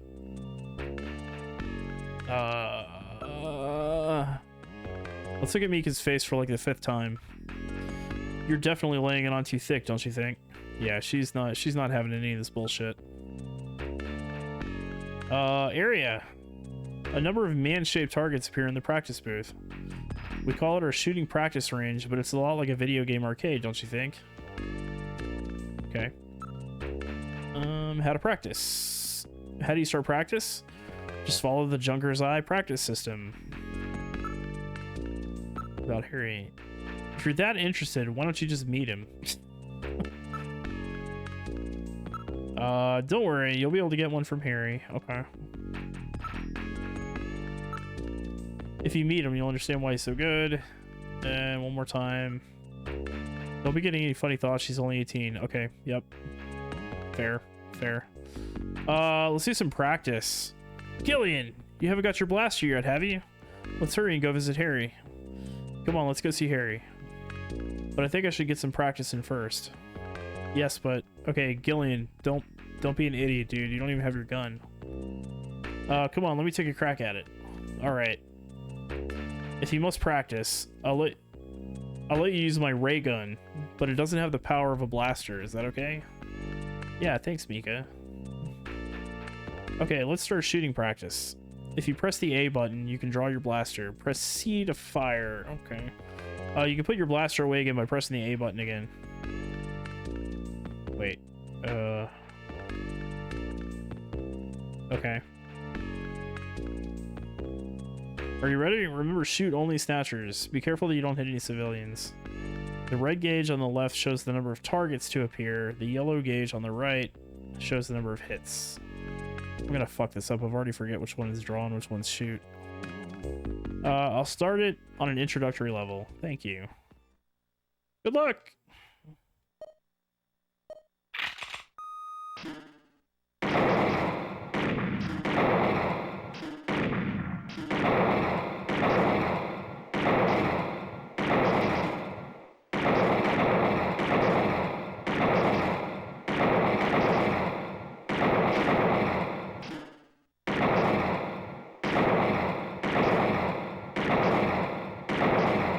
Oh shit! I shot. Oh no!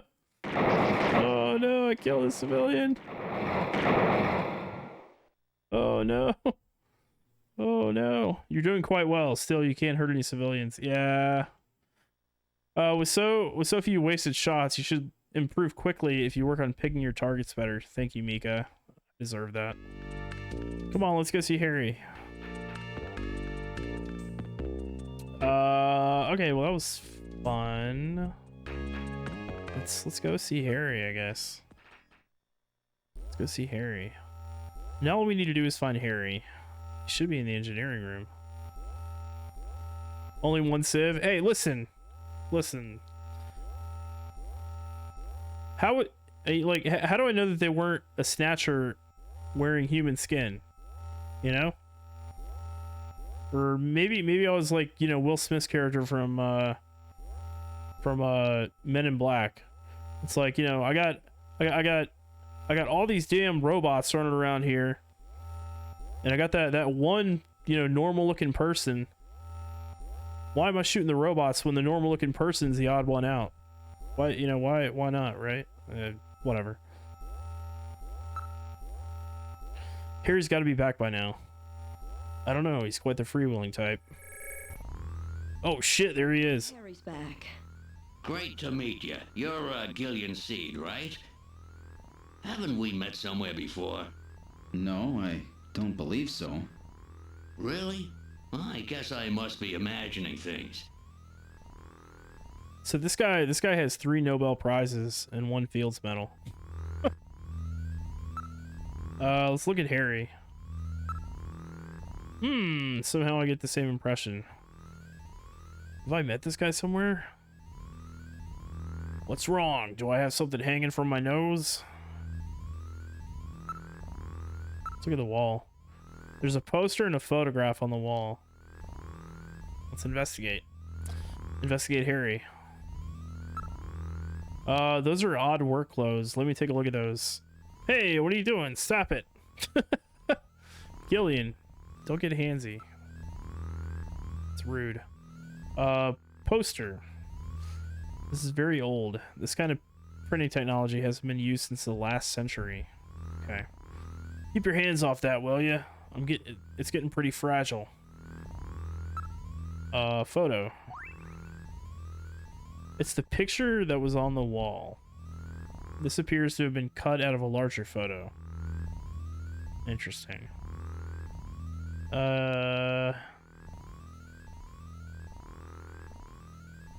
Let's talk to him.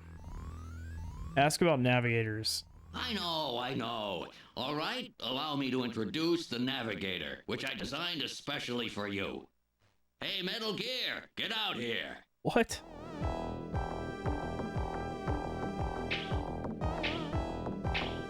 No way.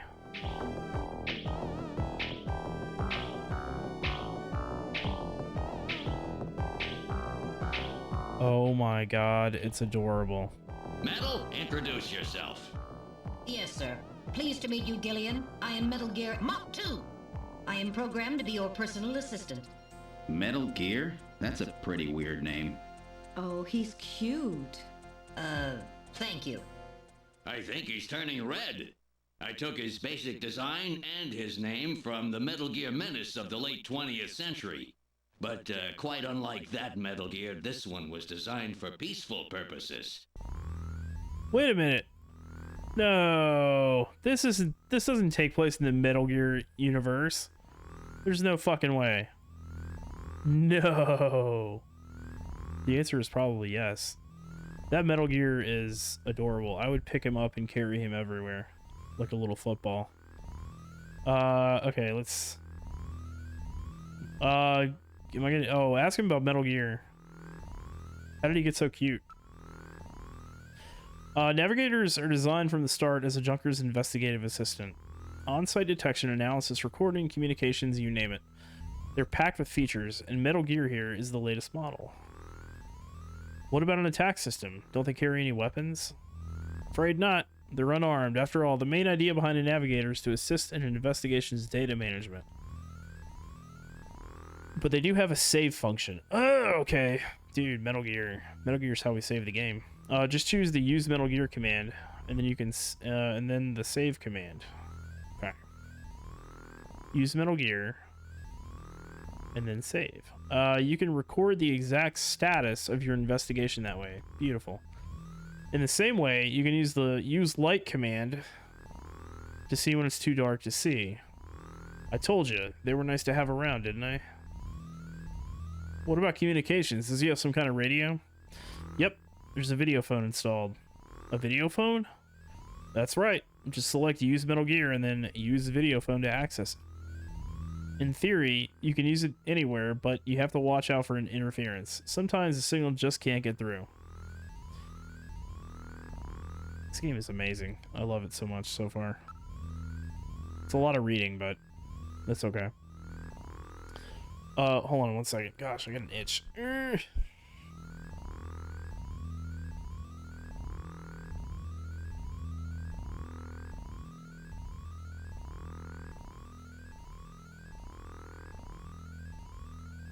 Sorry about that. My freaking the back of my neck. Back of my neck was itching like crazy. Okay.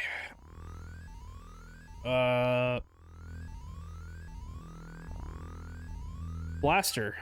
Oh, that's right. Don't panic yourself. I got it right over here. This is your blaster, the official weapon of a junker.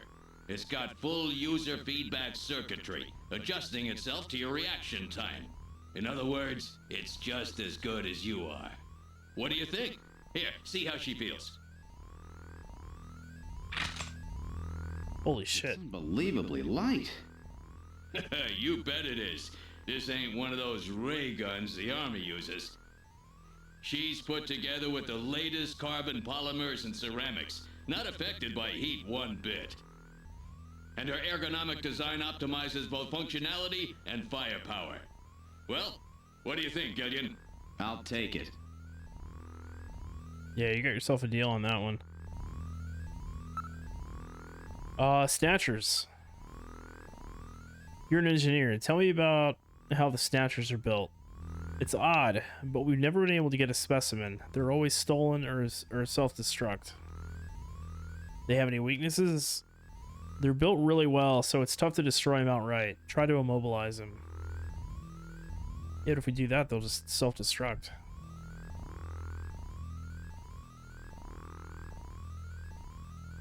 They've got these slits on their head for some reason. A well-placed shot will often destroy their control functions.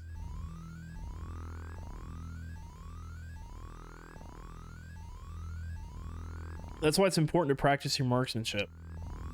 Fair enough. I have a video phone call from Jean-Jacques Gibson coming in. Connecting. Oh. Junker HQ, this is Gibson. I've cornered a probable male snatcher. I'm in the abandoned factory in the M district. Request immediate backup. Gillian, that means you. You better head out right away. Jean needs your help. We must hurry. We'll use a turbocycle to travel to the scene. Be careful, Gillian. So his name is Jean. This is a turbocycle, specially designed for junker use. In addition to three-wheeled ground travel, it is capable of hovering and high-speed flight. The vehicle is also VTOL capable, so takeoffs and landings in narrow areas present no difficulty.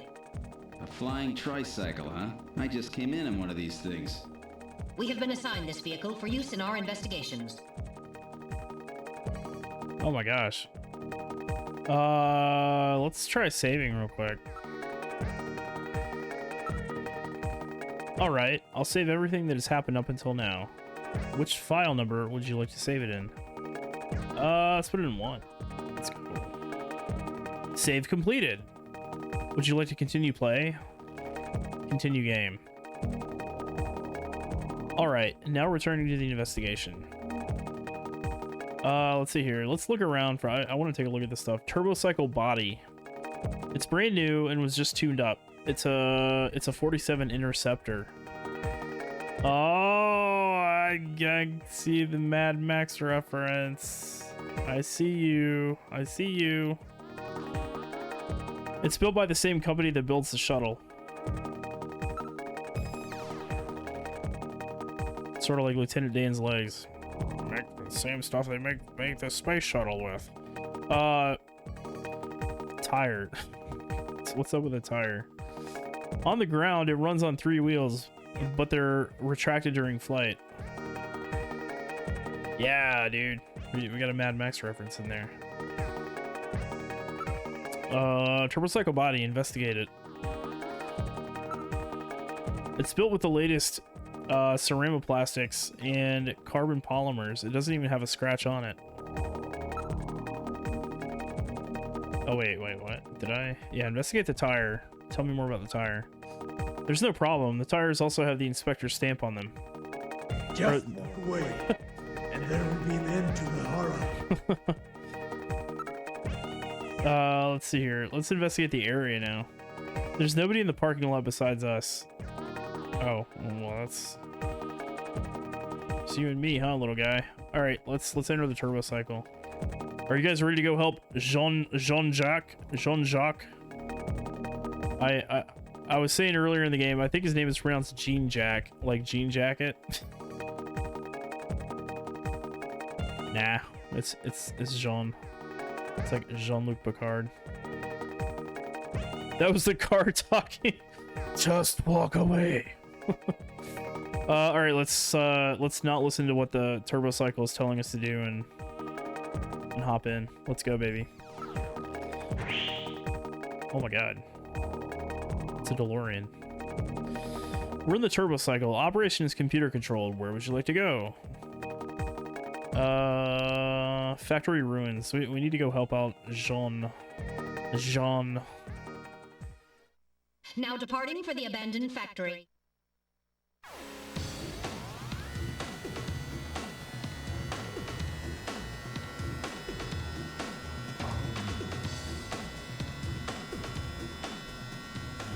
First day on the job, and now this. Ace Junker Gibson is cornered a suspected snatcher. I wonder if this guy really is a snatcher. Guess I'll find out now if all that training really paid off.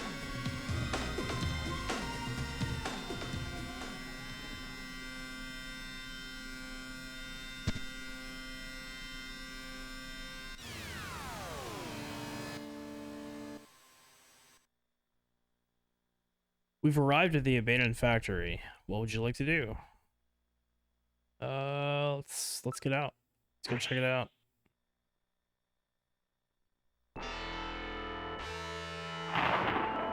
We've arrived at the abandoned factory. This is where Jean called from. Oh man, let's take a look around. It's a battered old factory. Judging from its design, I'd say it dates from the period when manned production techniques were still used. It appears abandoned. Clearly the sky. The sky is getting quite dark. It looks like a storm may be coming in. Dude, I'm loving this game so far. Yeah, it's pretty damn sweet. I'm digging it. This place is quite run down. It looks deserted too. The building is heavily damaged. It's probably been abandoned since the last century. There's no sign that anybody's around. Metal, are you reading anything? I can't tell from here. We'll have to move inside. So here's what we're gonna do. We're gonna save one more time. All right, I'll save everything that's happened up until now. Which file number would you like to save it in? We're gonna put it in number 1. This file contains data from a previous save. Is it okay for me to overwrite it with the new data? Yes. Save completed. Yes, I would like to continue play. We gotta go check this out, man. See what's going on inside here. Now return to the investigation. All right.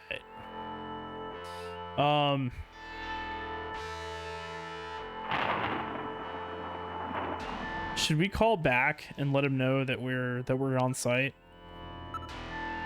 Sorry, Gillian, I can't get a clear frequency at this location. Okay, why not Metal? It's probably due to the presence of Snow 9. Uh-oh, that nasty shit. Snow 9? It's a bioengineered form of pollen which interferes with radio transmissions. Yeah. Okay, so let's, how do we move forward?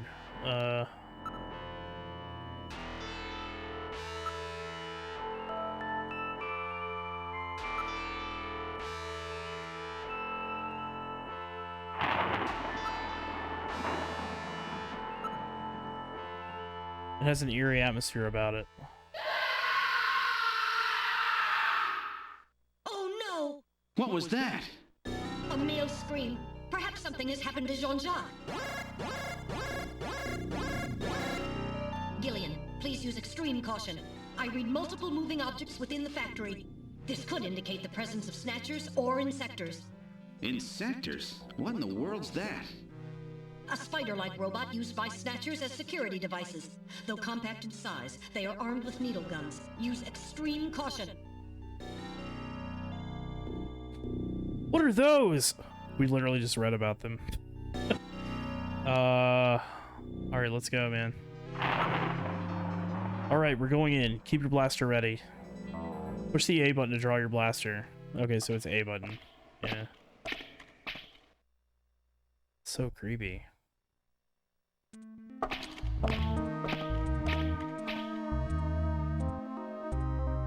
We've entered the factory. This is the spot where you place that video phone call.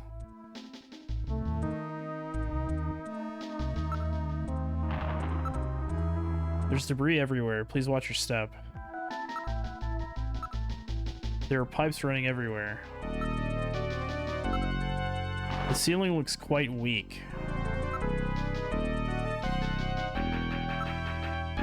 The building is severely damaged. It should be demolished. It's been weakened by rust in several places.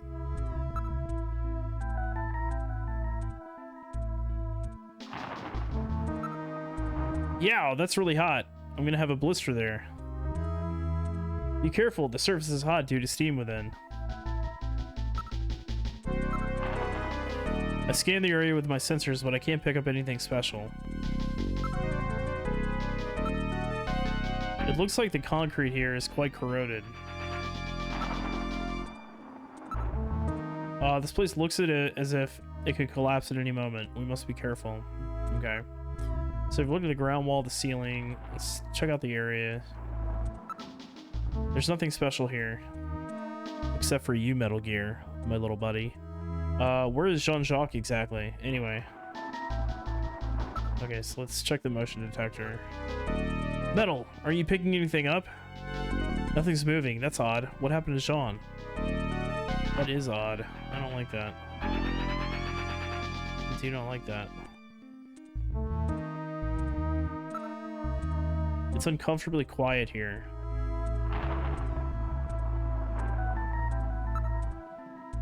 I'm so scared. I'm gonna save again. I'm scared.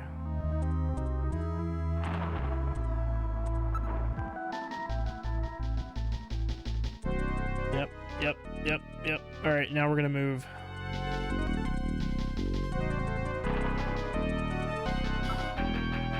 Advance. Alright, now moving ahead. Say what? What the? It's Little John. Little John? Yes, Jean-Jacques Gibson's personal navigator. Uh-oh. Uh-oh. Oh my, Little John's been demolished. There's no way to repair damage this bad. That's not good. Poor little guy. The ceiling's been damaged. Some of the wiring is sticking out. Little John's parts are spread everywhere. This is awful.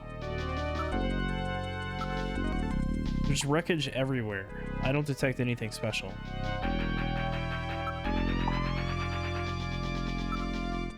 Water is dripping from the sprinkler. Those drops really echo in here.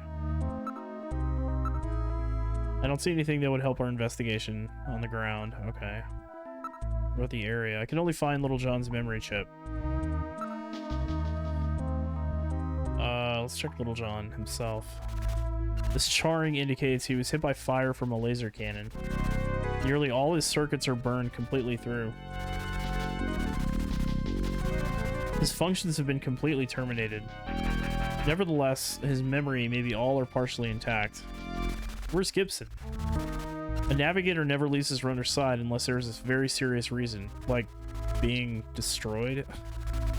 We have to hurry. Gibson's in trouble. Yeah, looks like it. Check the motion detector. Metal, anything on your sensors? No, I'm not getting any reading. Okay. Alright, let's, I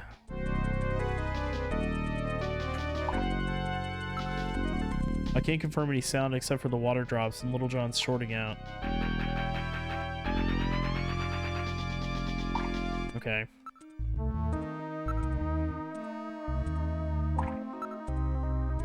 I'm so scared. I'm so scared. Yep, let's go. Returning to the investigation. Alright, let's move. Advance. Alright, now moving ahead.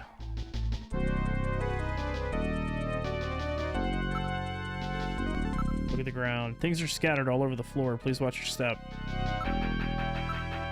Besides the large pillar across the floor, there's nothing unusual. There's nothing special here. We're the only ones in the area. Hey, Metal, are you picking anything up? No, nothing. We're the only thing moving. It's uncomfortably quiet here. Oh man, this is so creepy. It's so creepy. Advance. Alright, now moving ahead. What is that? Wait, there's a figure on the floor.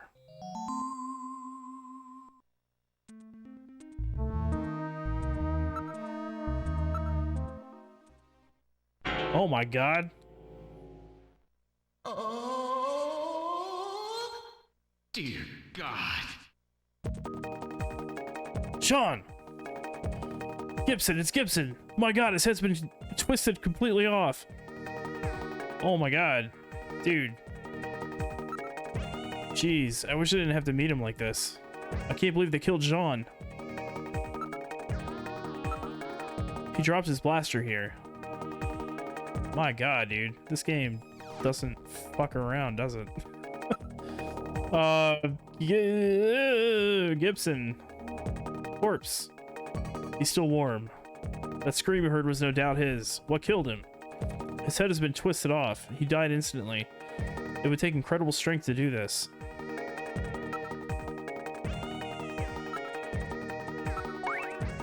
There was a key in one of his pockets. Aha, okay. Let's check his blaster. It's an old type blaster. It's definitely Sean's. It's still warm. He probably fired several shots. What is this key for? I don't know of anywhere where old keys like this are still used. Maybe he's got a gym membership. I don't know. Murph. God damn it. They really did go full Gibson. Shit, man. Fuck. Oh my god. They did indeed go full Gibson. Yes, they did. Oh my god. Motion detector. Hey, Metal, aren't you picking anything up? No, nothing. We're the only thing moving. Well, we know Gibson's not moving. Excuse me. Listen. It's uncomfortably quiet here. Okay, we're gonna go ahead and save. Full Gibson. God damn it, Merv. Yeah, save. I mean, listen, I'm not gonna fault you for the low-hanging fruit there. Like, absolutely, kudos. Kudos. Okay. All right, so we're gonna move forward. We're doing this. We're in this now. We don't have a choice. Advance. All right, now moving ahead. It's a dead end.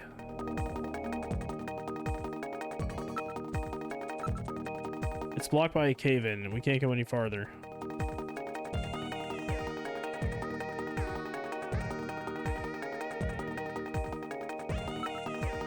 Investigate. Front. I don't see any way out from here. Dirt and sand. There's no way we could possibly move this out of the way. Motion detector. Metal. Anything on your sensors? No, nothing. We're the only thing moving. Alright, listen. It's uncomfortably quiet. Dude, this is scary as shit, man. Now moving back. Oh, it's the same thing. I don't see anything else special. There's evidence of a struggle on the ground here, but I can't interpret it. It's been crushed flat. This would take incredible strength.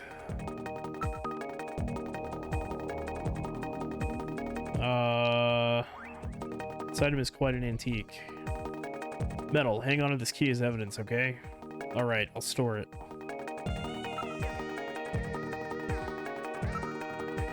It's an old type blaster. It's definitely Jean's. Hey, Metal, aren't you picking anything up? No, nothing. Interesting. Not picking up any sounds. So I guess we gotta retreat, right? Wait, is this gonna take us back to the dead end? Yeah, dead end. Retreat. Alright, now moving back.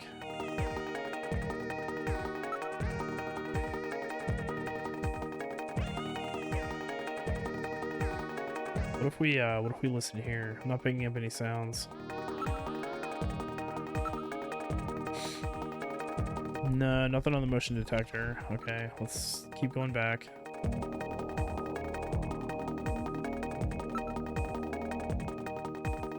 Oh, we didn't grab the memory chip, I don't think. Well, what do you think? Can you get this memory chip out of there in one piece? I will attempt it. Now retrieving memory chip. Memory chip retrieved. Nice.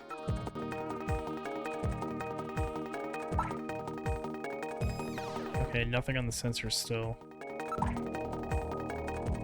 Can't confirm any sound except for the water drops and Little John shorting out. Okay.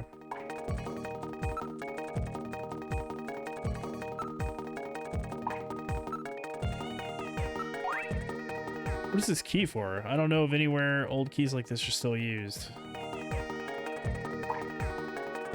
I wonder where this is from. There's no public facilities which still use keys like this. If that's true, then it must be to some personal item of Jean's. If we check his things, we may be able to discover something. Okay. We've already gone through all these options. Yeah, okay. Back up.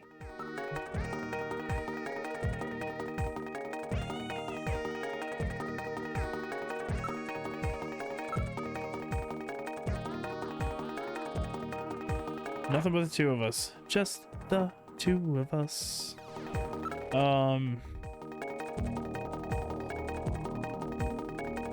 Let's do a listen real quick. I'm not picking up any sounds. Alright, let's exit the building. Let's keep checking the area, Gillian. Okay, we're not. Fair enough. Let's go ahead and report the... No, let's save real quick before we do anything else. I'm afraid one of these fucking robots is gonna pop out of the goddamn ceiling and murk me.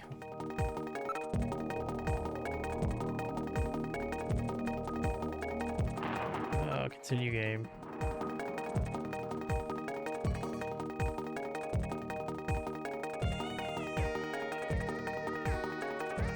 So let's report analysis results. Little memory. I'm afraid I cannot analyze another navigator's memory. We'll have to go back to headquarters to process it. Let's just hope there's something left. Okay.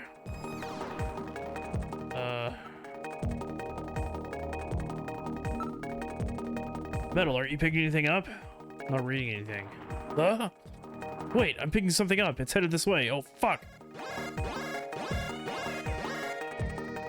Really? What direction is it coming from? Dead ahead, 10 meters. 9, 8, 7, 6. That's impossible. I don't see anything. 5, 4, 3. Oh, I don't like this. Target identified. It's just a fly. God damn it. Game. How could you do that to me? Fuck.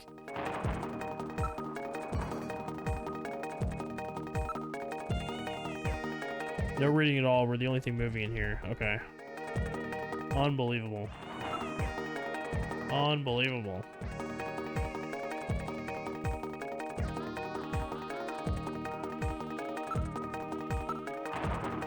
Moving ahead. Okay. Water drops, yeah. We're the only thing moving.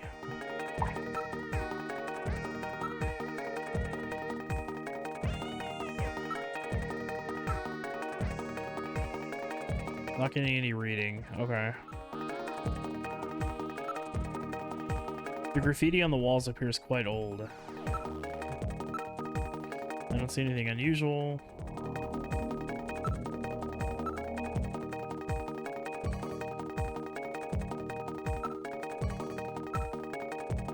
Anything on your scissors? No, nothing. We're the only thing moving.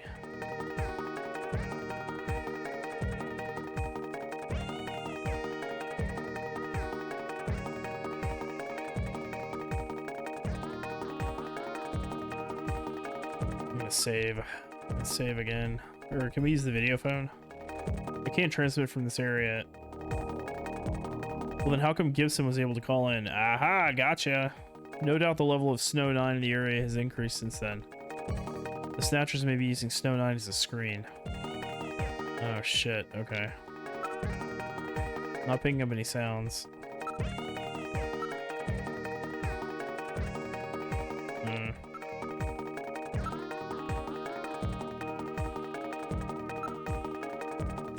Okay.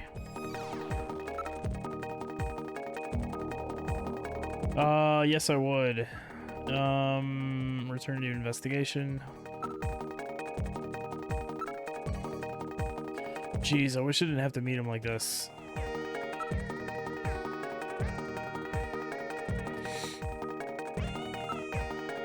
There's evidence of a struggle on the ground here, but I can't interpret it. Hold on one second. Okay. Didn't have to meet him like this. It's an type blaster, definitely Jean's. It's uncomfortably quiet here.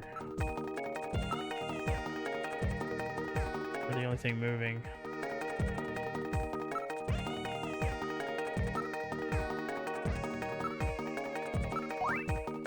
Quite an antique. Yep. That it is. That it is. It's got an IC chip built in with all your personal data stored on it. Yep.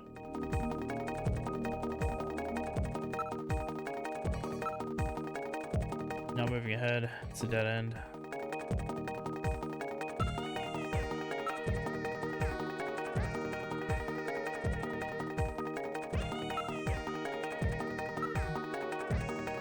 There must be several tons of earth here.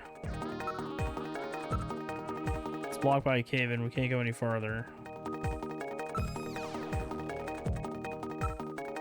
There's no place big enough for a person to get through. What about a Metal Gear? There's no way we could possibly move this out of the way. Not picking up any sounds. Guess he isn't gonna get ahead in life.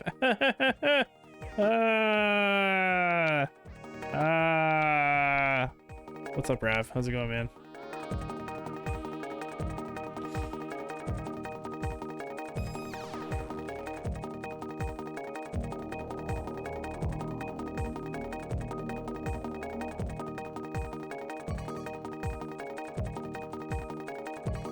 Sorry, hold on a second.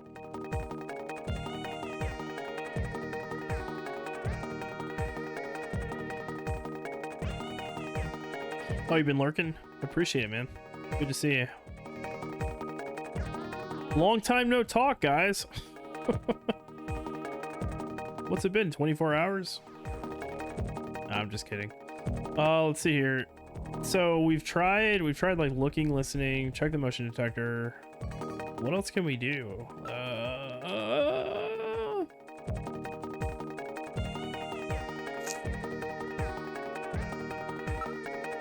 What if we advance from here?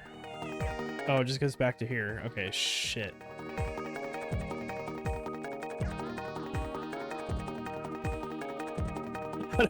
I don't write or call. Yeah.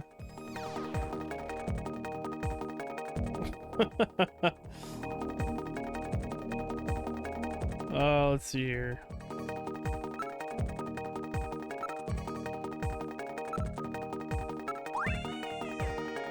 I don't know if anywhere old keys like this are still used. I wonder, I don't know. Let's go back. Let's go back.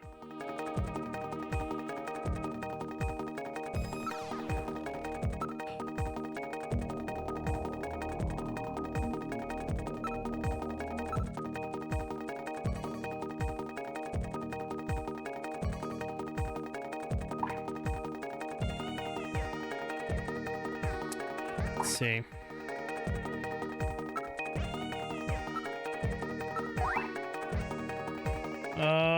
Okay. I was wondering if the key could be used on Jean's navigator, but I guess not. Oh, excuse me. So part of the joke is you lost a good friend years ago by texting her. She took it seriously. Oh. That sucks. That sucks.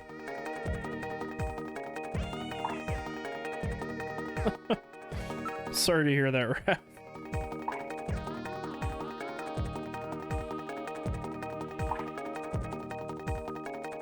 I just can't, like, did you explain to her that that you were just kidding?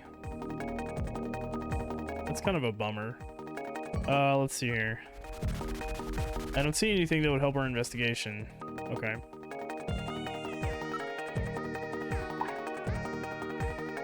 Gotta hit better at joking through messaging. Sometimes it's hard to interpret, you know, like jokes, sarcasm, facetiousness through text alone.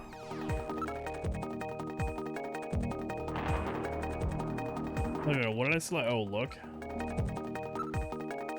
We still haven't completed our investigation.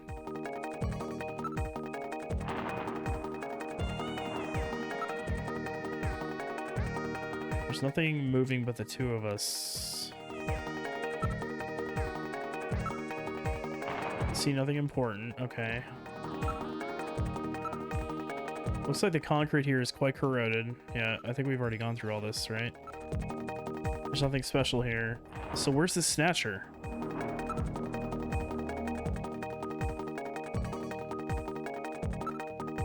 Steam is still leaking out. Don't touch it.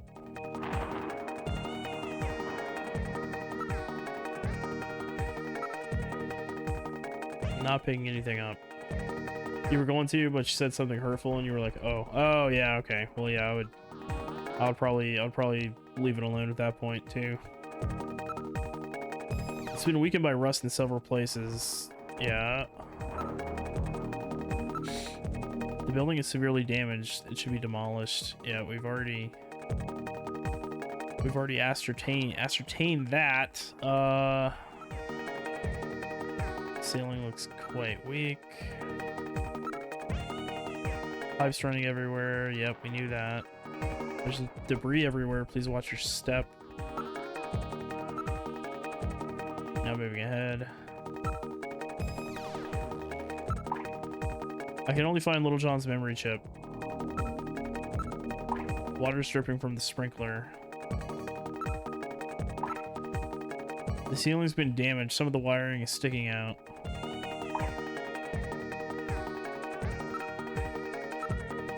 There's nothing unusual here except for Little John.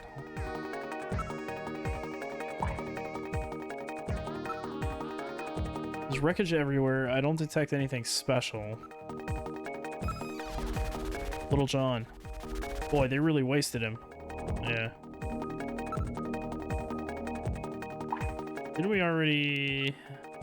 I don't see anything that would help our investigation. Ceiling. Water's dripping from the sprinkler. Yep, we need that. I can only find Little John's memory chip. Okay, we already went through that. I don't see anything that would help our investigation. Yeah. Can't confirm any sound except for the water drops. Huh.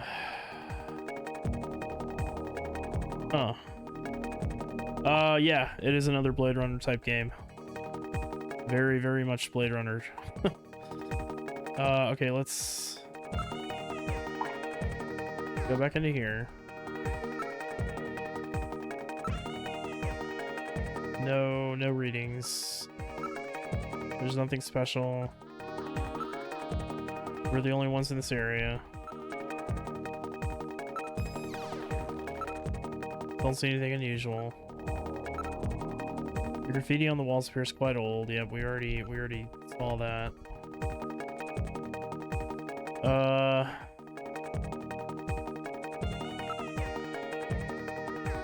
Not getting any readings. It's an old type blaster, definitely Jean's. No sounds. There's evidence of a struggle on the ground here, but I can't interpret it. Jean's blaster has been bent like a twig. Yikes. Okay, we literally just did that. No, nothing. Let's go back to the corpse. I think there's more here that we didn't investigate. Wait, there's a scrap of paper in one of the pockets. Told you. Search the house. Search the house. Okay.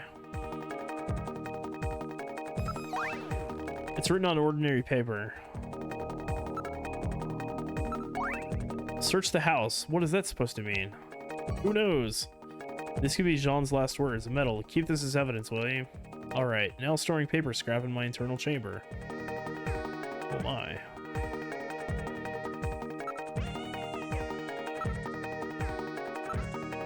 I don't think we'll find any more evidence in his belongings. Look, Jean's holding something in his right hand. Say what? It's hair. He's holding several strands of hair. In addition, there's skin tissue under his nails, probably from his him scratching his attacker. Oh. Okay. Investigate the hair. Analyzing recovered hair sample. Analysis complete. Results on the display. 1. Chromosomal analysis of cells from the papilla and root reveal 46XY. Subject is male. 2. Hair color, brown. Hair structure reading of 65 indicates European subject, wavy hair. 3. Attachment of root structure and thickness of the base of the strand suggest hair was pulled out of follicle. 4. Enzyme antibody analysis indicates subject is blood type A, Rh factor negative. 5. Cell component distribution indicates presence of artificial protein compounds. The results of the analysis strongly suggest that the strand of hair was pulled from the scalp of Jean's attacker during their struggle. This strand of hair almost certainly came from a male European, blood type A negative Snatcher. Okay. Holy shit. Since I found that note, I should head out to the house. Yeah. You'll be back in a bit. Food won't make itself. Goddamn right. Go get you some grub, bub. Okay, so we definitely found a hair sample from a Snatcher.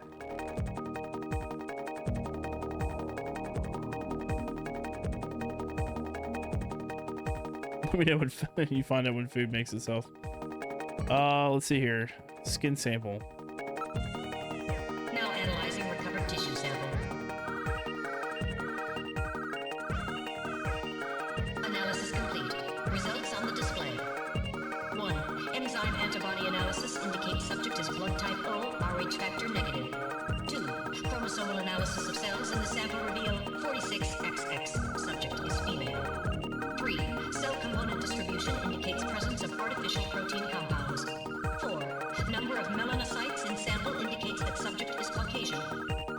The results of the analysis strongly suggest that the tissue sample, a cluster of skin cells, was scraped from the subject during a struggle with Jean. These skin cells almost certainly came from a female European, blood type O negative Snatcher. Okay, so we got a male and a female. Maybe there's more than one Snatcher involved. Gibson said, I've cornered a probable male Snatcher. Yeah, it sounds like there's more than just one here. Give me 1 second. I gotta make a little technical change. 1 second.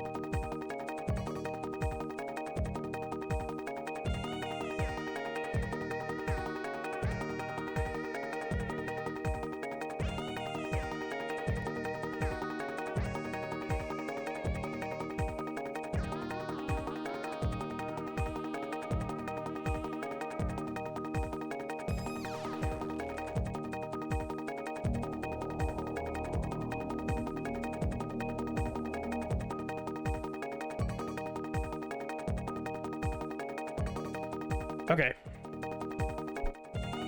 Sorry about that. Let's see here.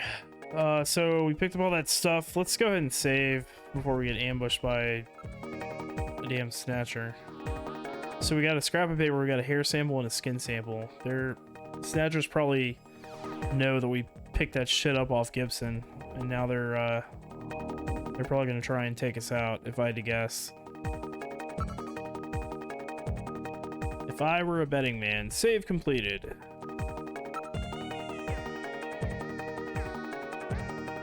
Okay. Just make sure we didn't miss anything else. Okay, nothing on the motion detector yet, thankfully. An analysis of Jean's stomach reveals a major lesion on the caloric region of the gastric membrane. So, John had an ulcer, huh? Yes. In addition, I read a substantial quantity of partially digested organic compounds. Organic compounds. If you can determine the composition and the degree to which the food's been digested, we may be able to figure out where Jean's been. Okay. Investigate the organic Yeah, that's Gibson. That's Gibson. May he rest in pieces. Let's investigate the organic compounds. Now making incision in Jean's stomach to analyze organic compounds present.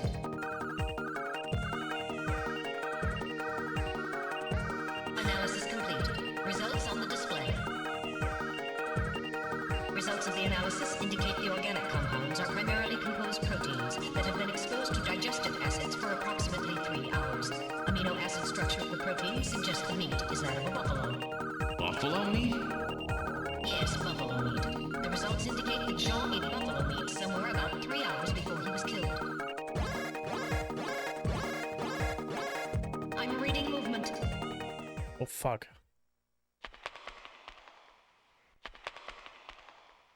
Something just ran across that doorway. Snatchers? Unable to confirm. I suggest we investigate. Oh shit, here we go. Let's go and save before we dive in. I know I'm saving a lot, I'm not familiar with this game. I don't want to lose a lot of progress from being a dummy. Goddamn right, I'd like to continue playing. I am invested in this game now. Alright, let's move. Advance. Now moving ahead. It's a dead end. A dead end? Then where do the Snatchers go? Oh shit, I don't like this. There's no place big enough for a person to get through. Are you okay, Gillian? That's weird. I was fine until a moment ago. Please stay quiet. What's wrong, Metal? Maybe it's a sensor defect, but I think I'm picking up a sound off in the distance. Can you hear it, Gillian? That's odd. Seems like my ears are going out on me. Maybe it's due to a change in air pressure. Oh god, this is creeping me out, dude.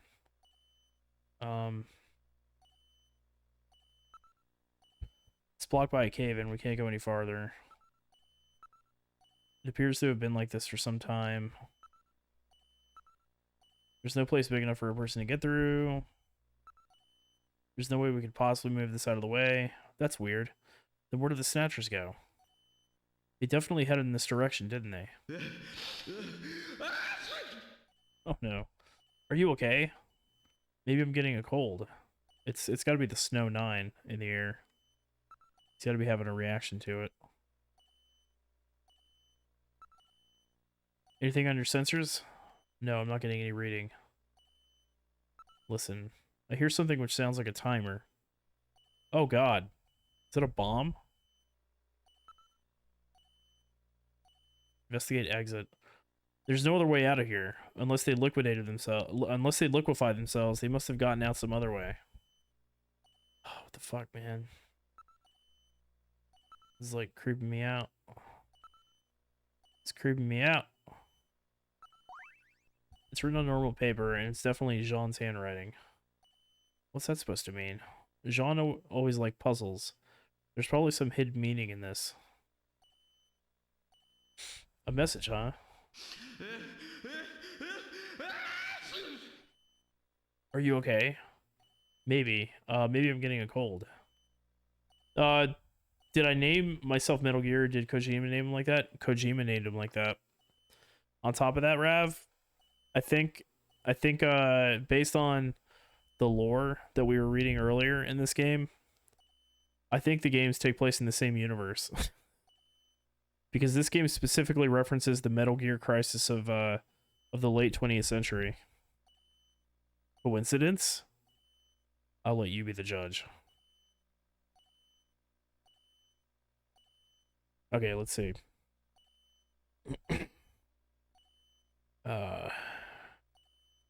We've already looked and investigated everything, right?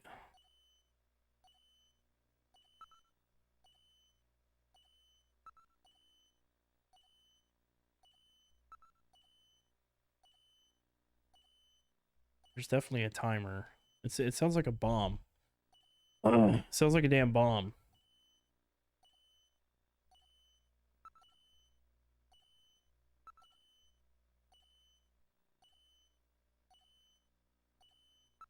Retreat. Alright, now moving back. Wait, I can hear something. I can't hear a thing. Try turning up the volume on the TV. What? I hear something which sounds like a timer. Yeah, that's not good. That's not good. Metal Gears are giant robots, and you're probably the evolution of this robot. Well, no, it's called a navigator. My little robot buddy that like walks around with me when I'm investigating crime scenes. His name is he's Metal Gear. Dude, I don't like this at all. I do not like this at all. We need to get the fuck out. I can hear something. I can't hear a thing. We need to get the fuck out.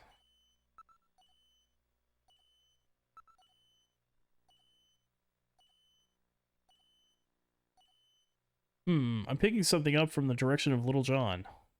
I thought Little John's functions were totally dead. Oh god. Oh god.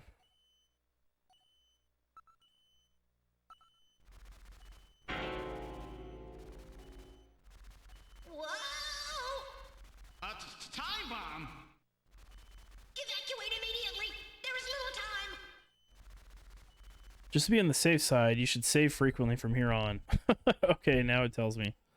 Yeah. Let's go ahead and save. Great advice, game. Great advice. Save. Save completed. Let's get the fuck out of here, man. Or do we want to investigate the bomb? It's no good. I can't disarm it. This kind of work requires experts. Okay, we need to get the fuck out, man. We need to go. Uh-oh. Insectors, use your blaster, Gillian. Press the A button to draw your blaster. I know, I've practiced enough of the HQ's range.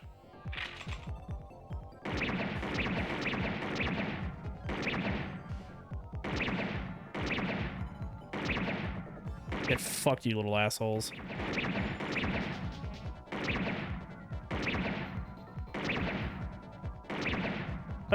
We don't need to reload. Let's go.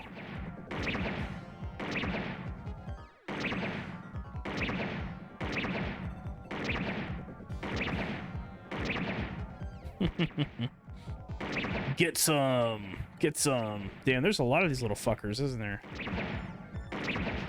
This is crazy. The motion reading has vanished. Well, that's good. Let's get the fuck out. Wait, can we investigate? No. Let's just go. Exit. We're getting out of here! Sorry, I cannot go with you! What? What's wrong with you? Hurry it up! I am incapable of locomotion!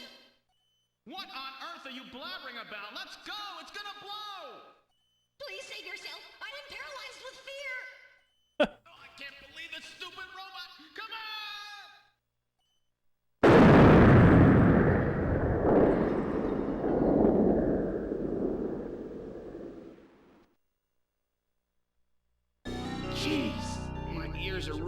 Killian. That's because you left the volume turned up. Damn snatchers. There is no need for concern. I have stored all the information about the evidence and the area in my memory. We should return to Junker headquarters. Jesus.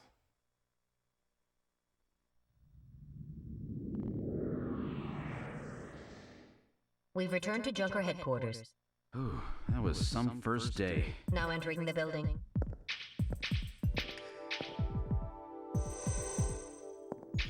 We've entered the lobby. Gillian, I heard about Jean. I'm sorry. I wish I could have done more. You performed your duties quite satisfactorily. That's right, it's not your fault, Gillian. Don't worry about it. By the way, the chief is waiting for you. This is the chief's office. Well, Seed, that was a pretty rough first assignment to draw. You made a great effort, though. I've studied the data transmitted back by Metal Gear, so I know all about what happened out there. It's too bad about Gibson. He was a great junker. Seed, I need you to take over for him. You're the only one I've got left who can battle this Snatcher menace.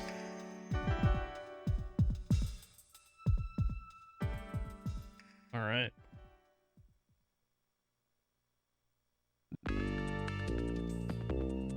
Okay.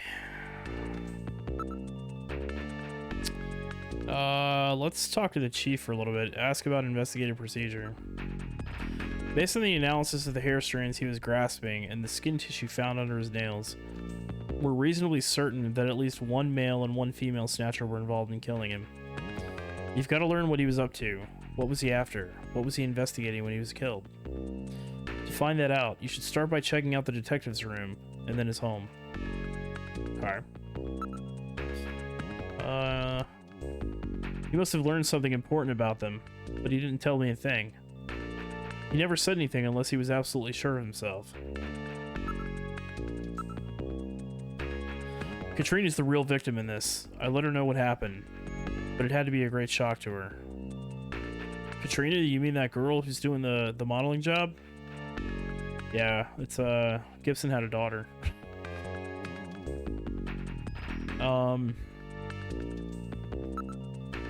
Do I even have anything to investigate? Not really.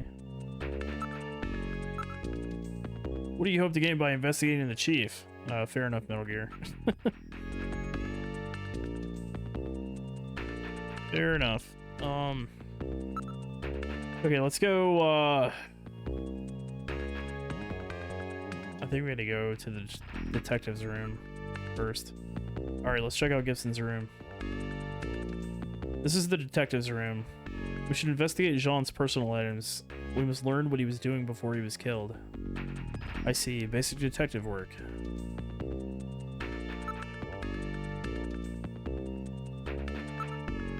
It's an old-style working desk. It has drawers installed.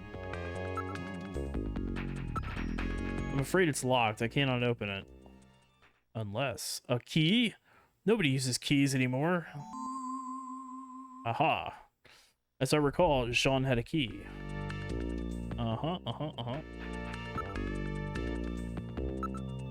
Alright, let's investigate the locker. There's a coat hanging inside the locker. Check the pockets of the coat for me, will you? Alright. A chess piece was found in the coat. Oh. Looks like a bishop? It's a chess piece made of wood. Okay. It's Jean's junker coat. This is probably a spare. It's just like the coat I got, but a little bigger. It's really worn out, though. Hey, what's up, Sir Andrew? How you doing, man? Welcome, welcome, welcome. Good to see you. How was your... Did you make it through Monday? This is the locker that Jean was using. Yeah. We knew that. Let's look at the chess piece. It's a chess piece! This could mean something. Metal. Let's hang on to it as evidence. Alright, I'll store this chess piece as evidence. I'm sure it must mean something. Let's investigate the coat. There's nothing else in the coat. Okay. Now investigating the locker. There's nothing in the locker besides the coat. Gotcha. So that's it. You did make it through Monday, much quieter than last Monday. Well, that's good. That's always a welcome change.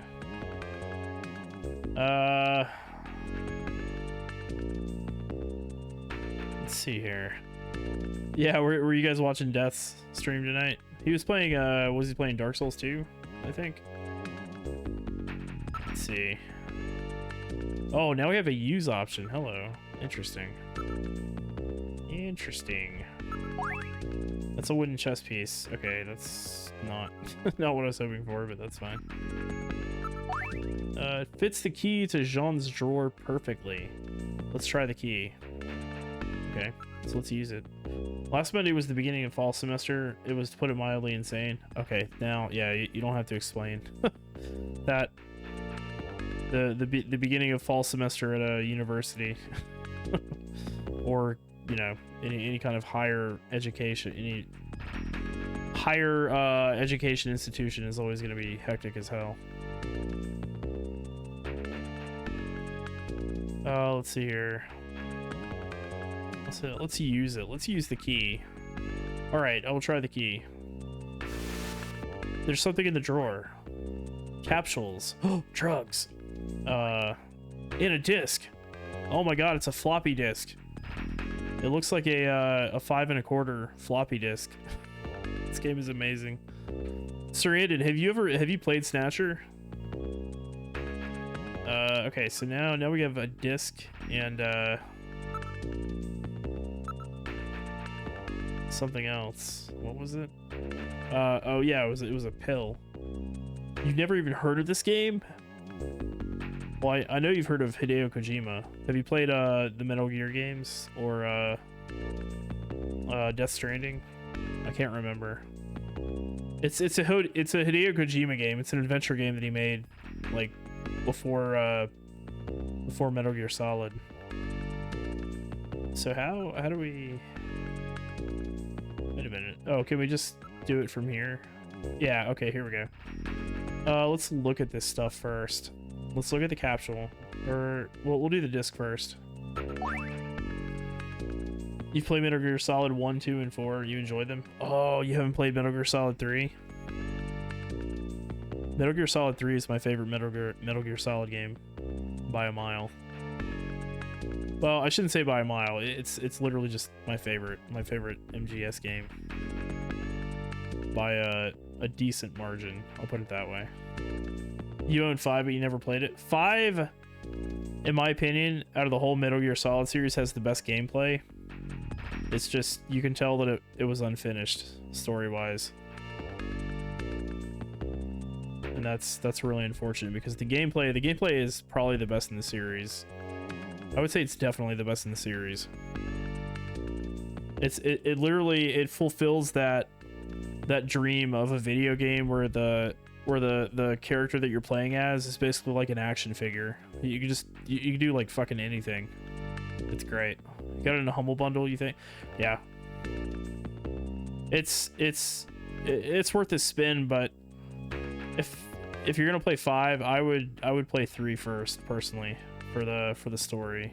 But that's me. I would play 3 anyway, just because it's Metal Gear Solid 3 and it's amazing. Let's see here. It's a floppy disk for a personal computer. Okay. The capsule. It's some kind of capsule medication. What else? What else did we?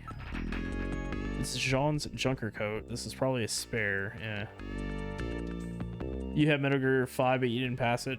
Metal Gear Solid 5 is worth the play. If you've played all the other Metal Gear Solid games in the series, I would say Metal Gear Solid 5 is still worth the play. If you haven't played any of the Metal Gear Solid games in the Metal Gear Solid series, I would still play Metal Gear Solid 5 just because, you know, it's like I would play it if I'd played all the other games and knew the lore, or if I hadn't played any of them and I just wanted a fun, you know, like action espionage type game. stealth tactical, whatever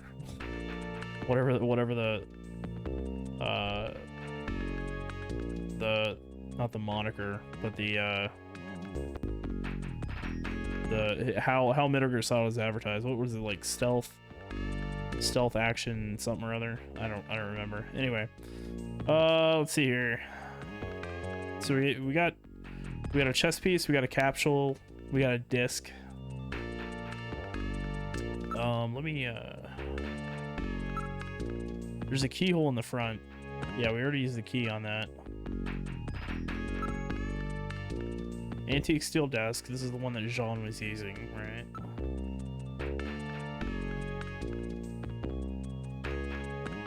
So we already looked through all this. Is Jean's Joker code? Probably a spare. You played MGS2 many times in the PS2. Is one of your favorite games for a while? Yeah, I enjoyed. If I had to rank the MGS games, 3 like from my favorite to least favorite, I would say 3 is my favorite, 1 is my second favorite. I would say it's almost a tie between 2 and 4. I think 4 almost edges out 2. So for my third one I'll go with 4, and for my fourth one I'll go with 2, and then for my last one I'll go with 5, just because it was, you know, the problems associated with it. Yeah. 2 is the one with Raiden. Okay, so we picked up all this stuff. Let's go ahead and save real quick.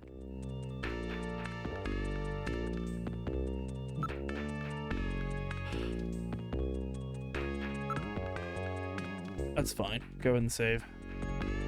Yes, I would like to continue. Let's use the video phone. All right, let's use the video phone.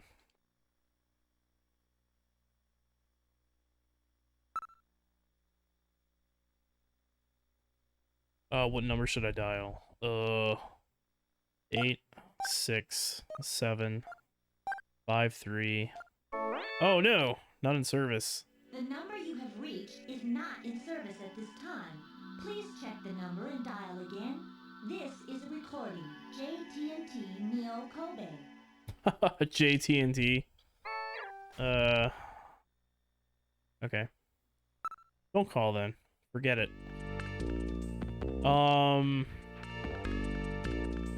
Let's go to the computer room.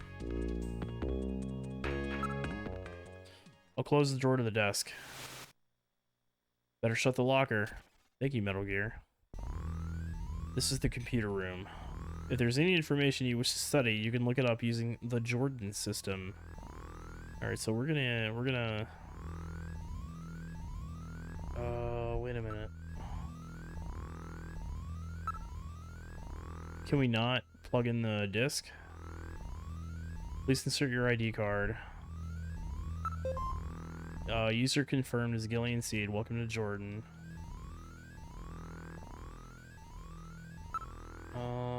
Fact file, yeah. This is where we had the huge lore dump earlier.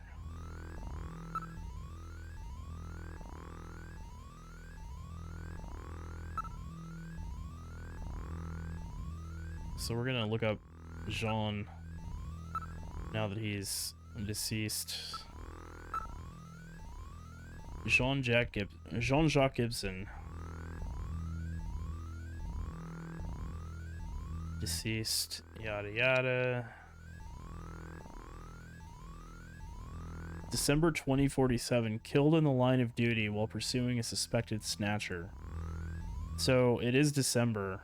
It's December, and that makes sense because in the lore dump that we read, snatchers they like to operate at night and in the wintertime. Okay. So that makes sense. That makes sense.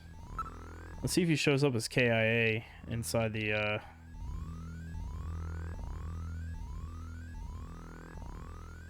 let's Let's see.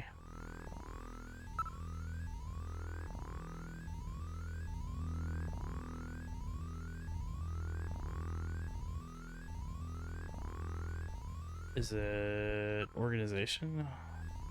Oh yeah, here we go. Staff. Okay. Yeah, there he is. Jean-Jacques Gibson, runner, KIA. Bummer.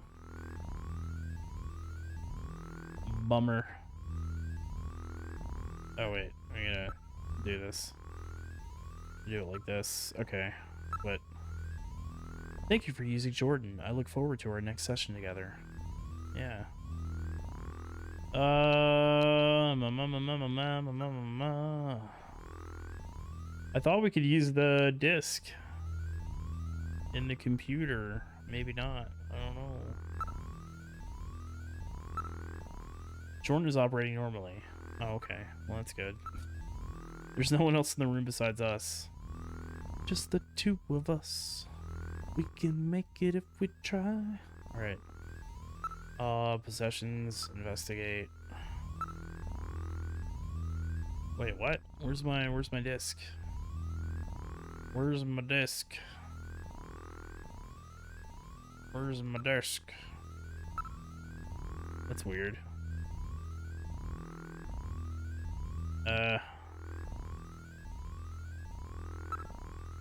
Let's go back to the detective's room real quick. I want to see something. This is the detective's room. Look. Desk drawer. There's a keyhole. It's locked. We should open it with John's key that we found.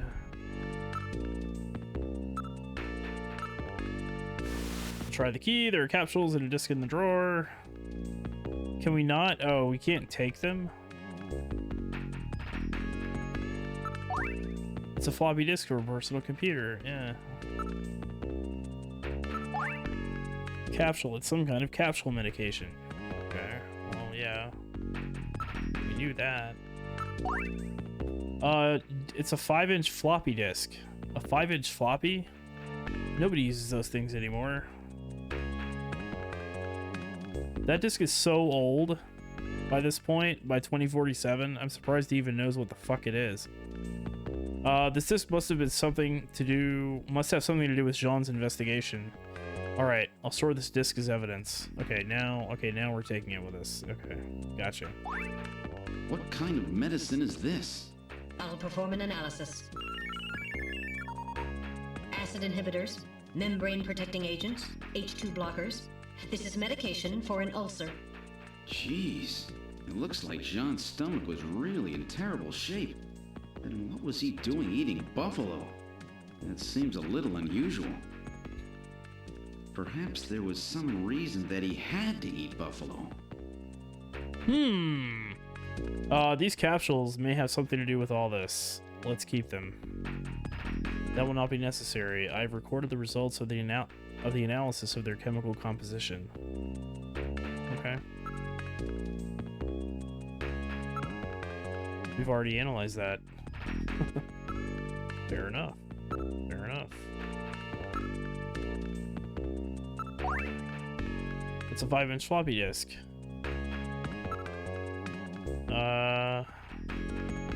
Already analyzed that, yeah.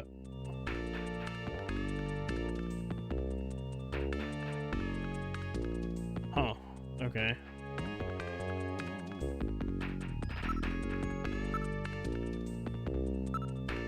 Wait, no. What am I doing? Stop! Okay. It's floppy disk for a personal computer, blah, blah, blah. So let's take it to the computer room. Let's see what it can tell us. Where shall we go? Computer room. I will close the drawer to the desk. This is the computer room. If there's any information you wish to study, you can look it up using the Jordan system. Yep.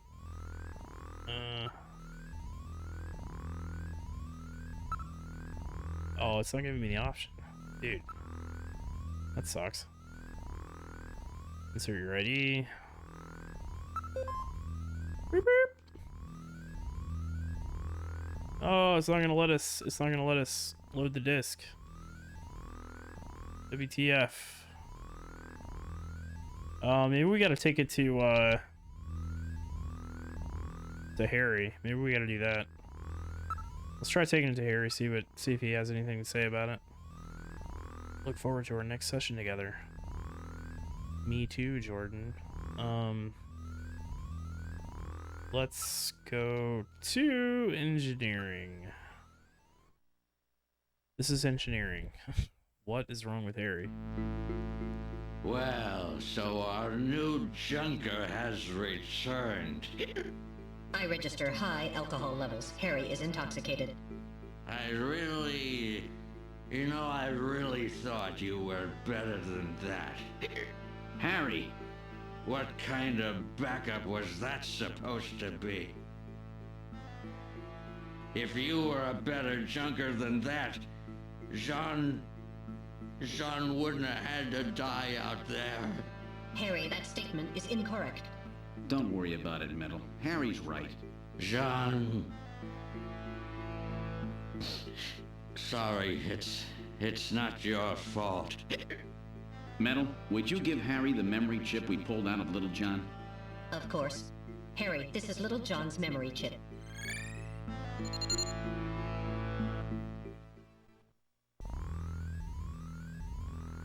Okay. You can see that Harry's having some issues processing what happened to Jean. Understandably.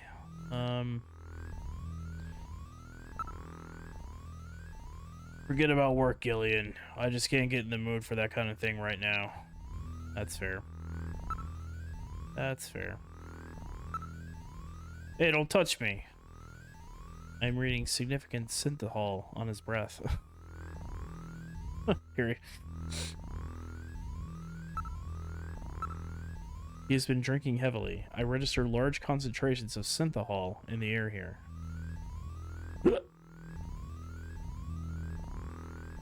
Hold on one second.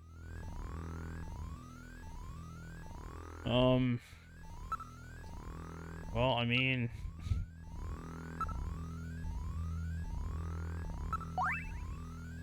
Yeah, okay, well, we can't really do anything here, I don't think.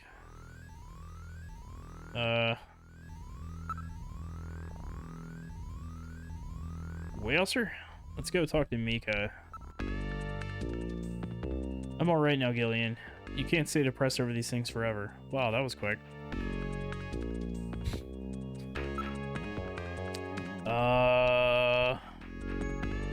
He was out of the office almost constantly. He kept mumbling something about, I've got those snatchers now, or something like that. One second.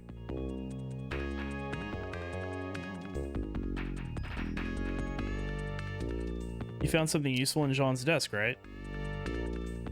I did. I did! Let's ask about Katrina. I feel so sorry for his daughter. She's all alone now. Wait, do something? What? Let's ask about Buffalo Restaurant. Buffalo? I've never even heard of any places that serve that. Do something? What is this gonna do? Oh. Smell? What the fuck? I know, we're gonna console her because we're not Creep Lord. Mika, I promise you, I'll finish what Gibson started. You're really a sweet guy, aren't you, Gillian? Alright,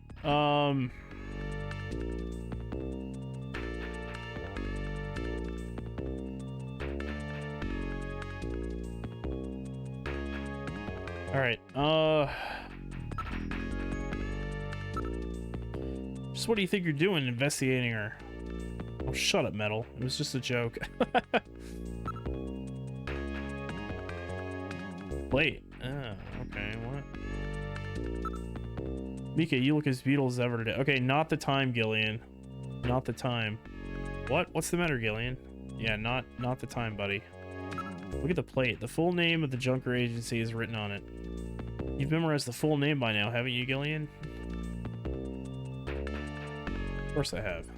What kind of a question is that? Don't be ridiculous.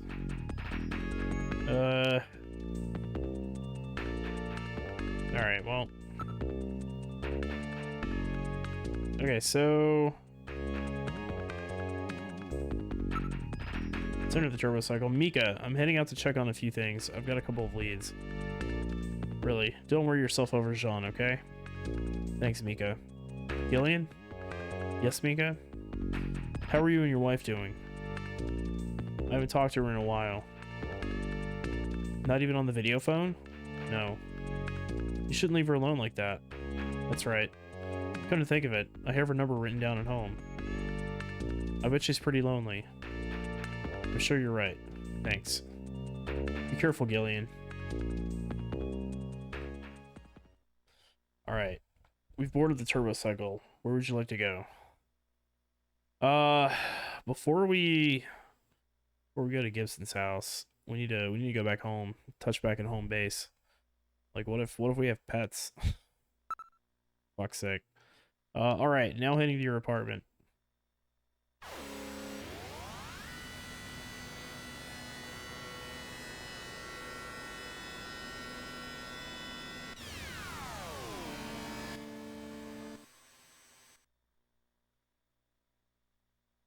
We've arrived at your apartment.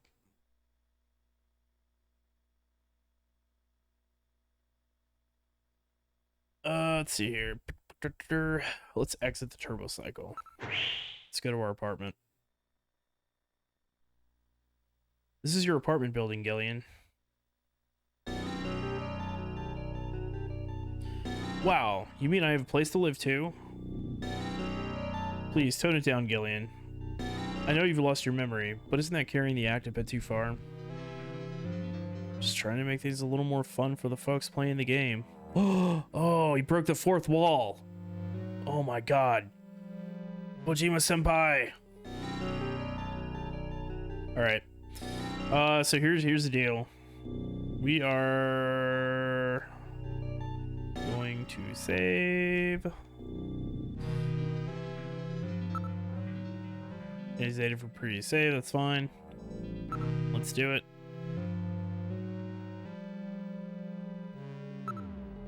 Alright, that's enough for now. Gillian, I hope we can continue the investigation together soon.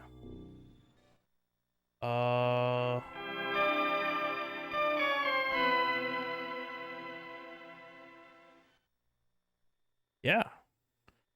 So that's stream 1 of Snatcher. I had a lot of fun with that. It was a nice palate cleanser after flashback. I feel so bad like making fun of flashback, but yeah, at the same time, man, that game was pain incarnate.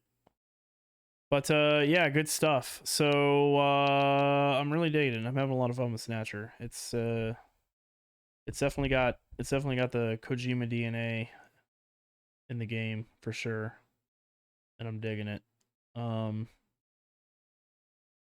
But yeah, it's good to play. Whoops. Oh, okay, my browser opened. That's why. But yeah, good stuff. Next stream, we're just gonna continue on with Snatcher. We're gonna play through Snatcher and see where it takes us. Exciting stuff. Can't wait to see where we go with it.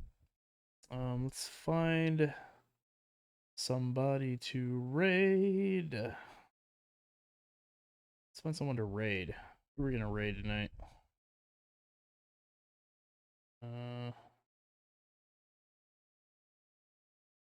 I wish he was streaming tonight, but I guess he's not.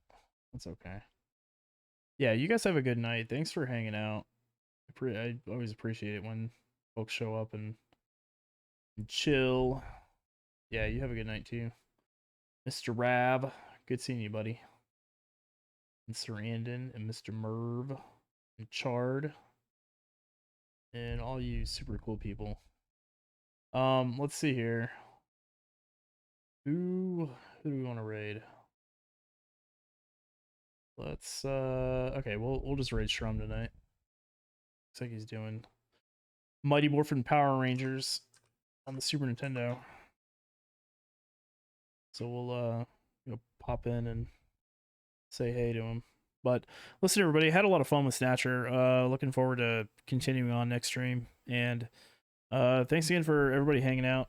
And I'll catch you when I catch you. I'm going to kick off the raid. And yeah, good stuff. Good stuff.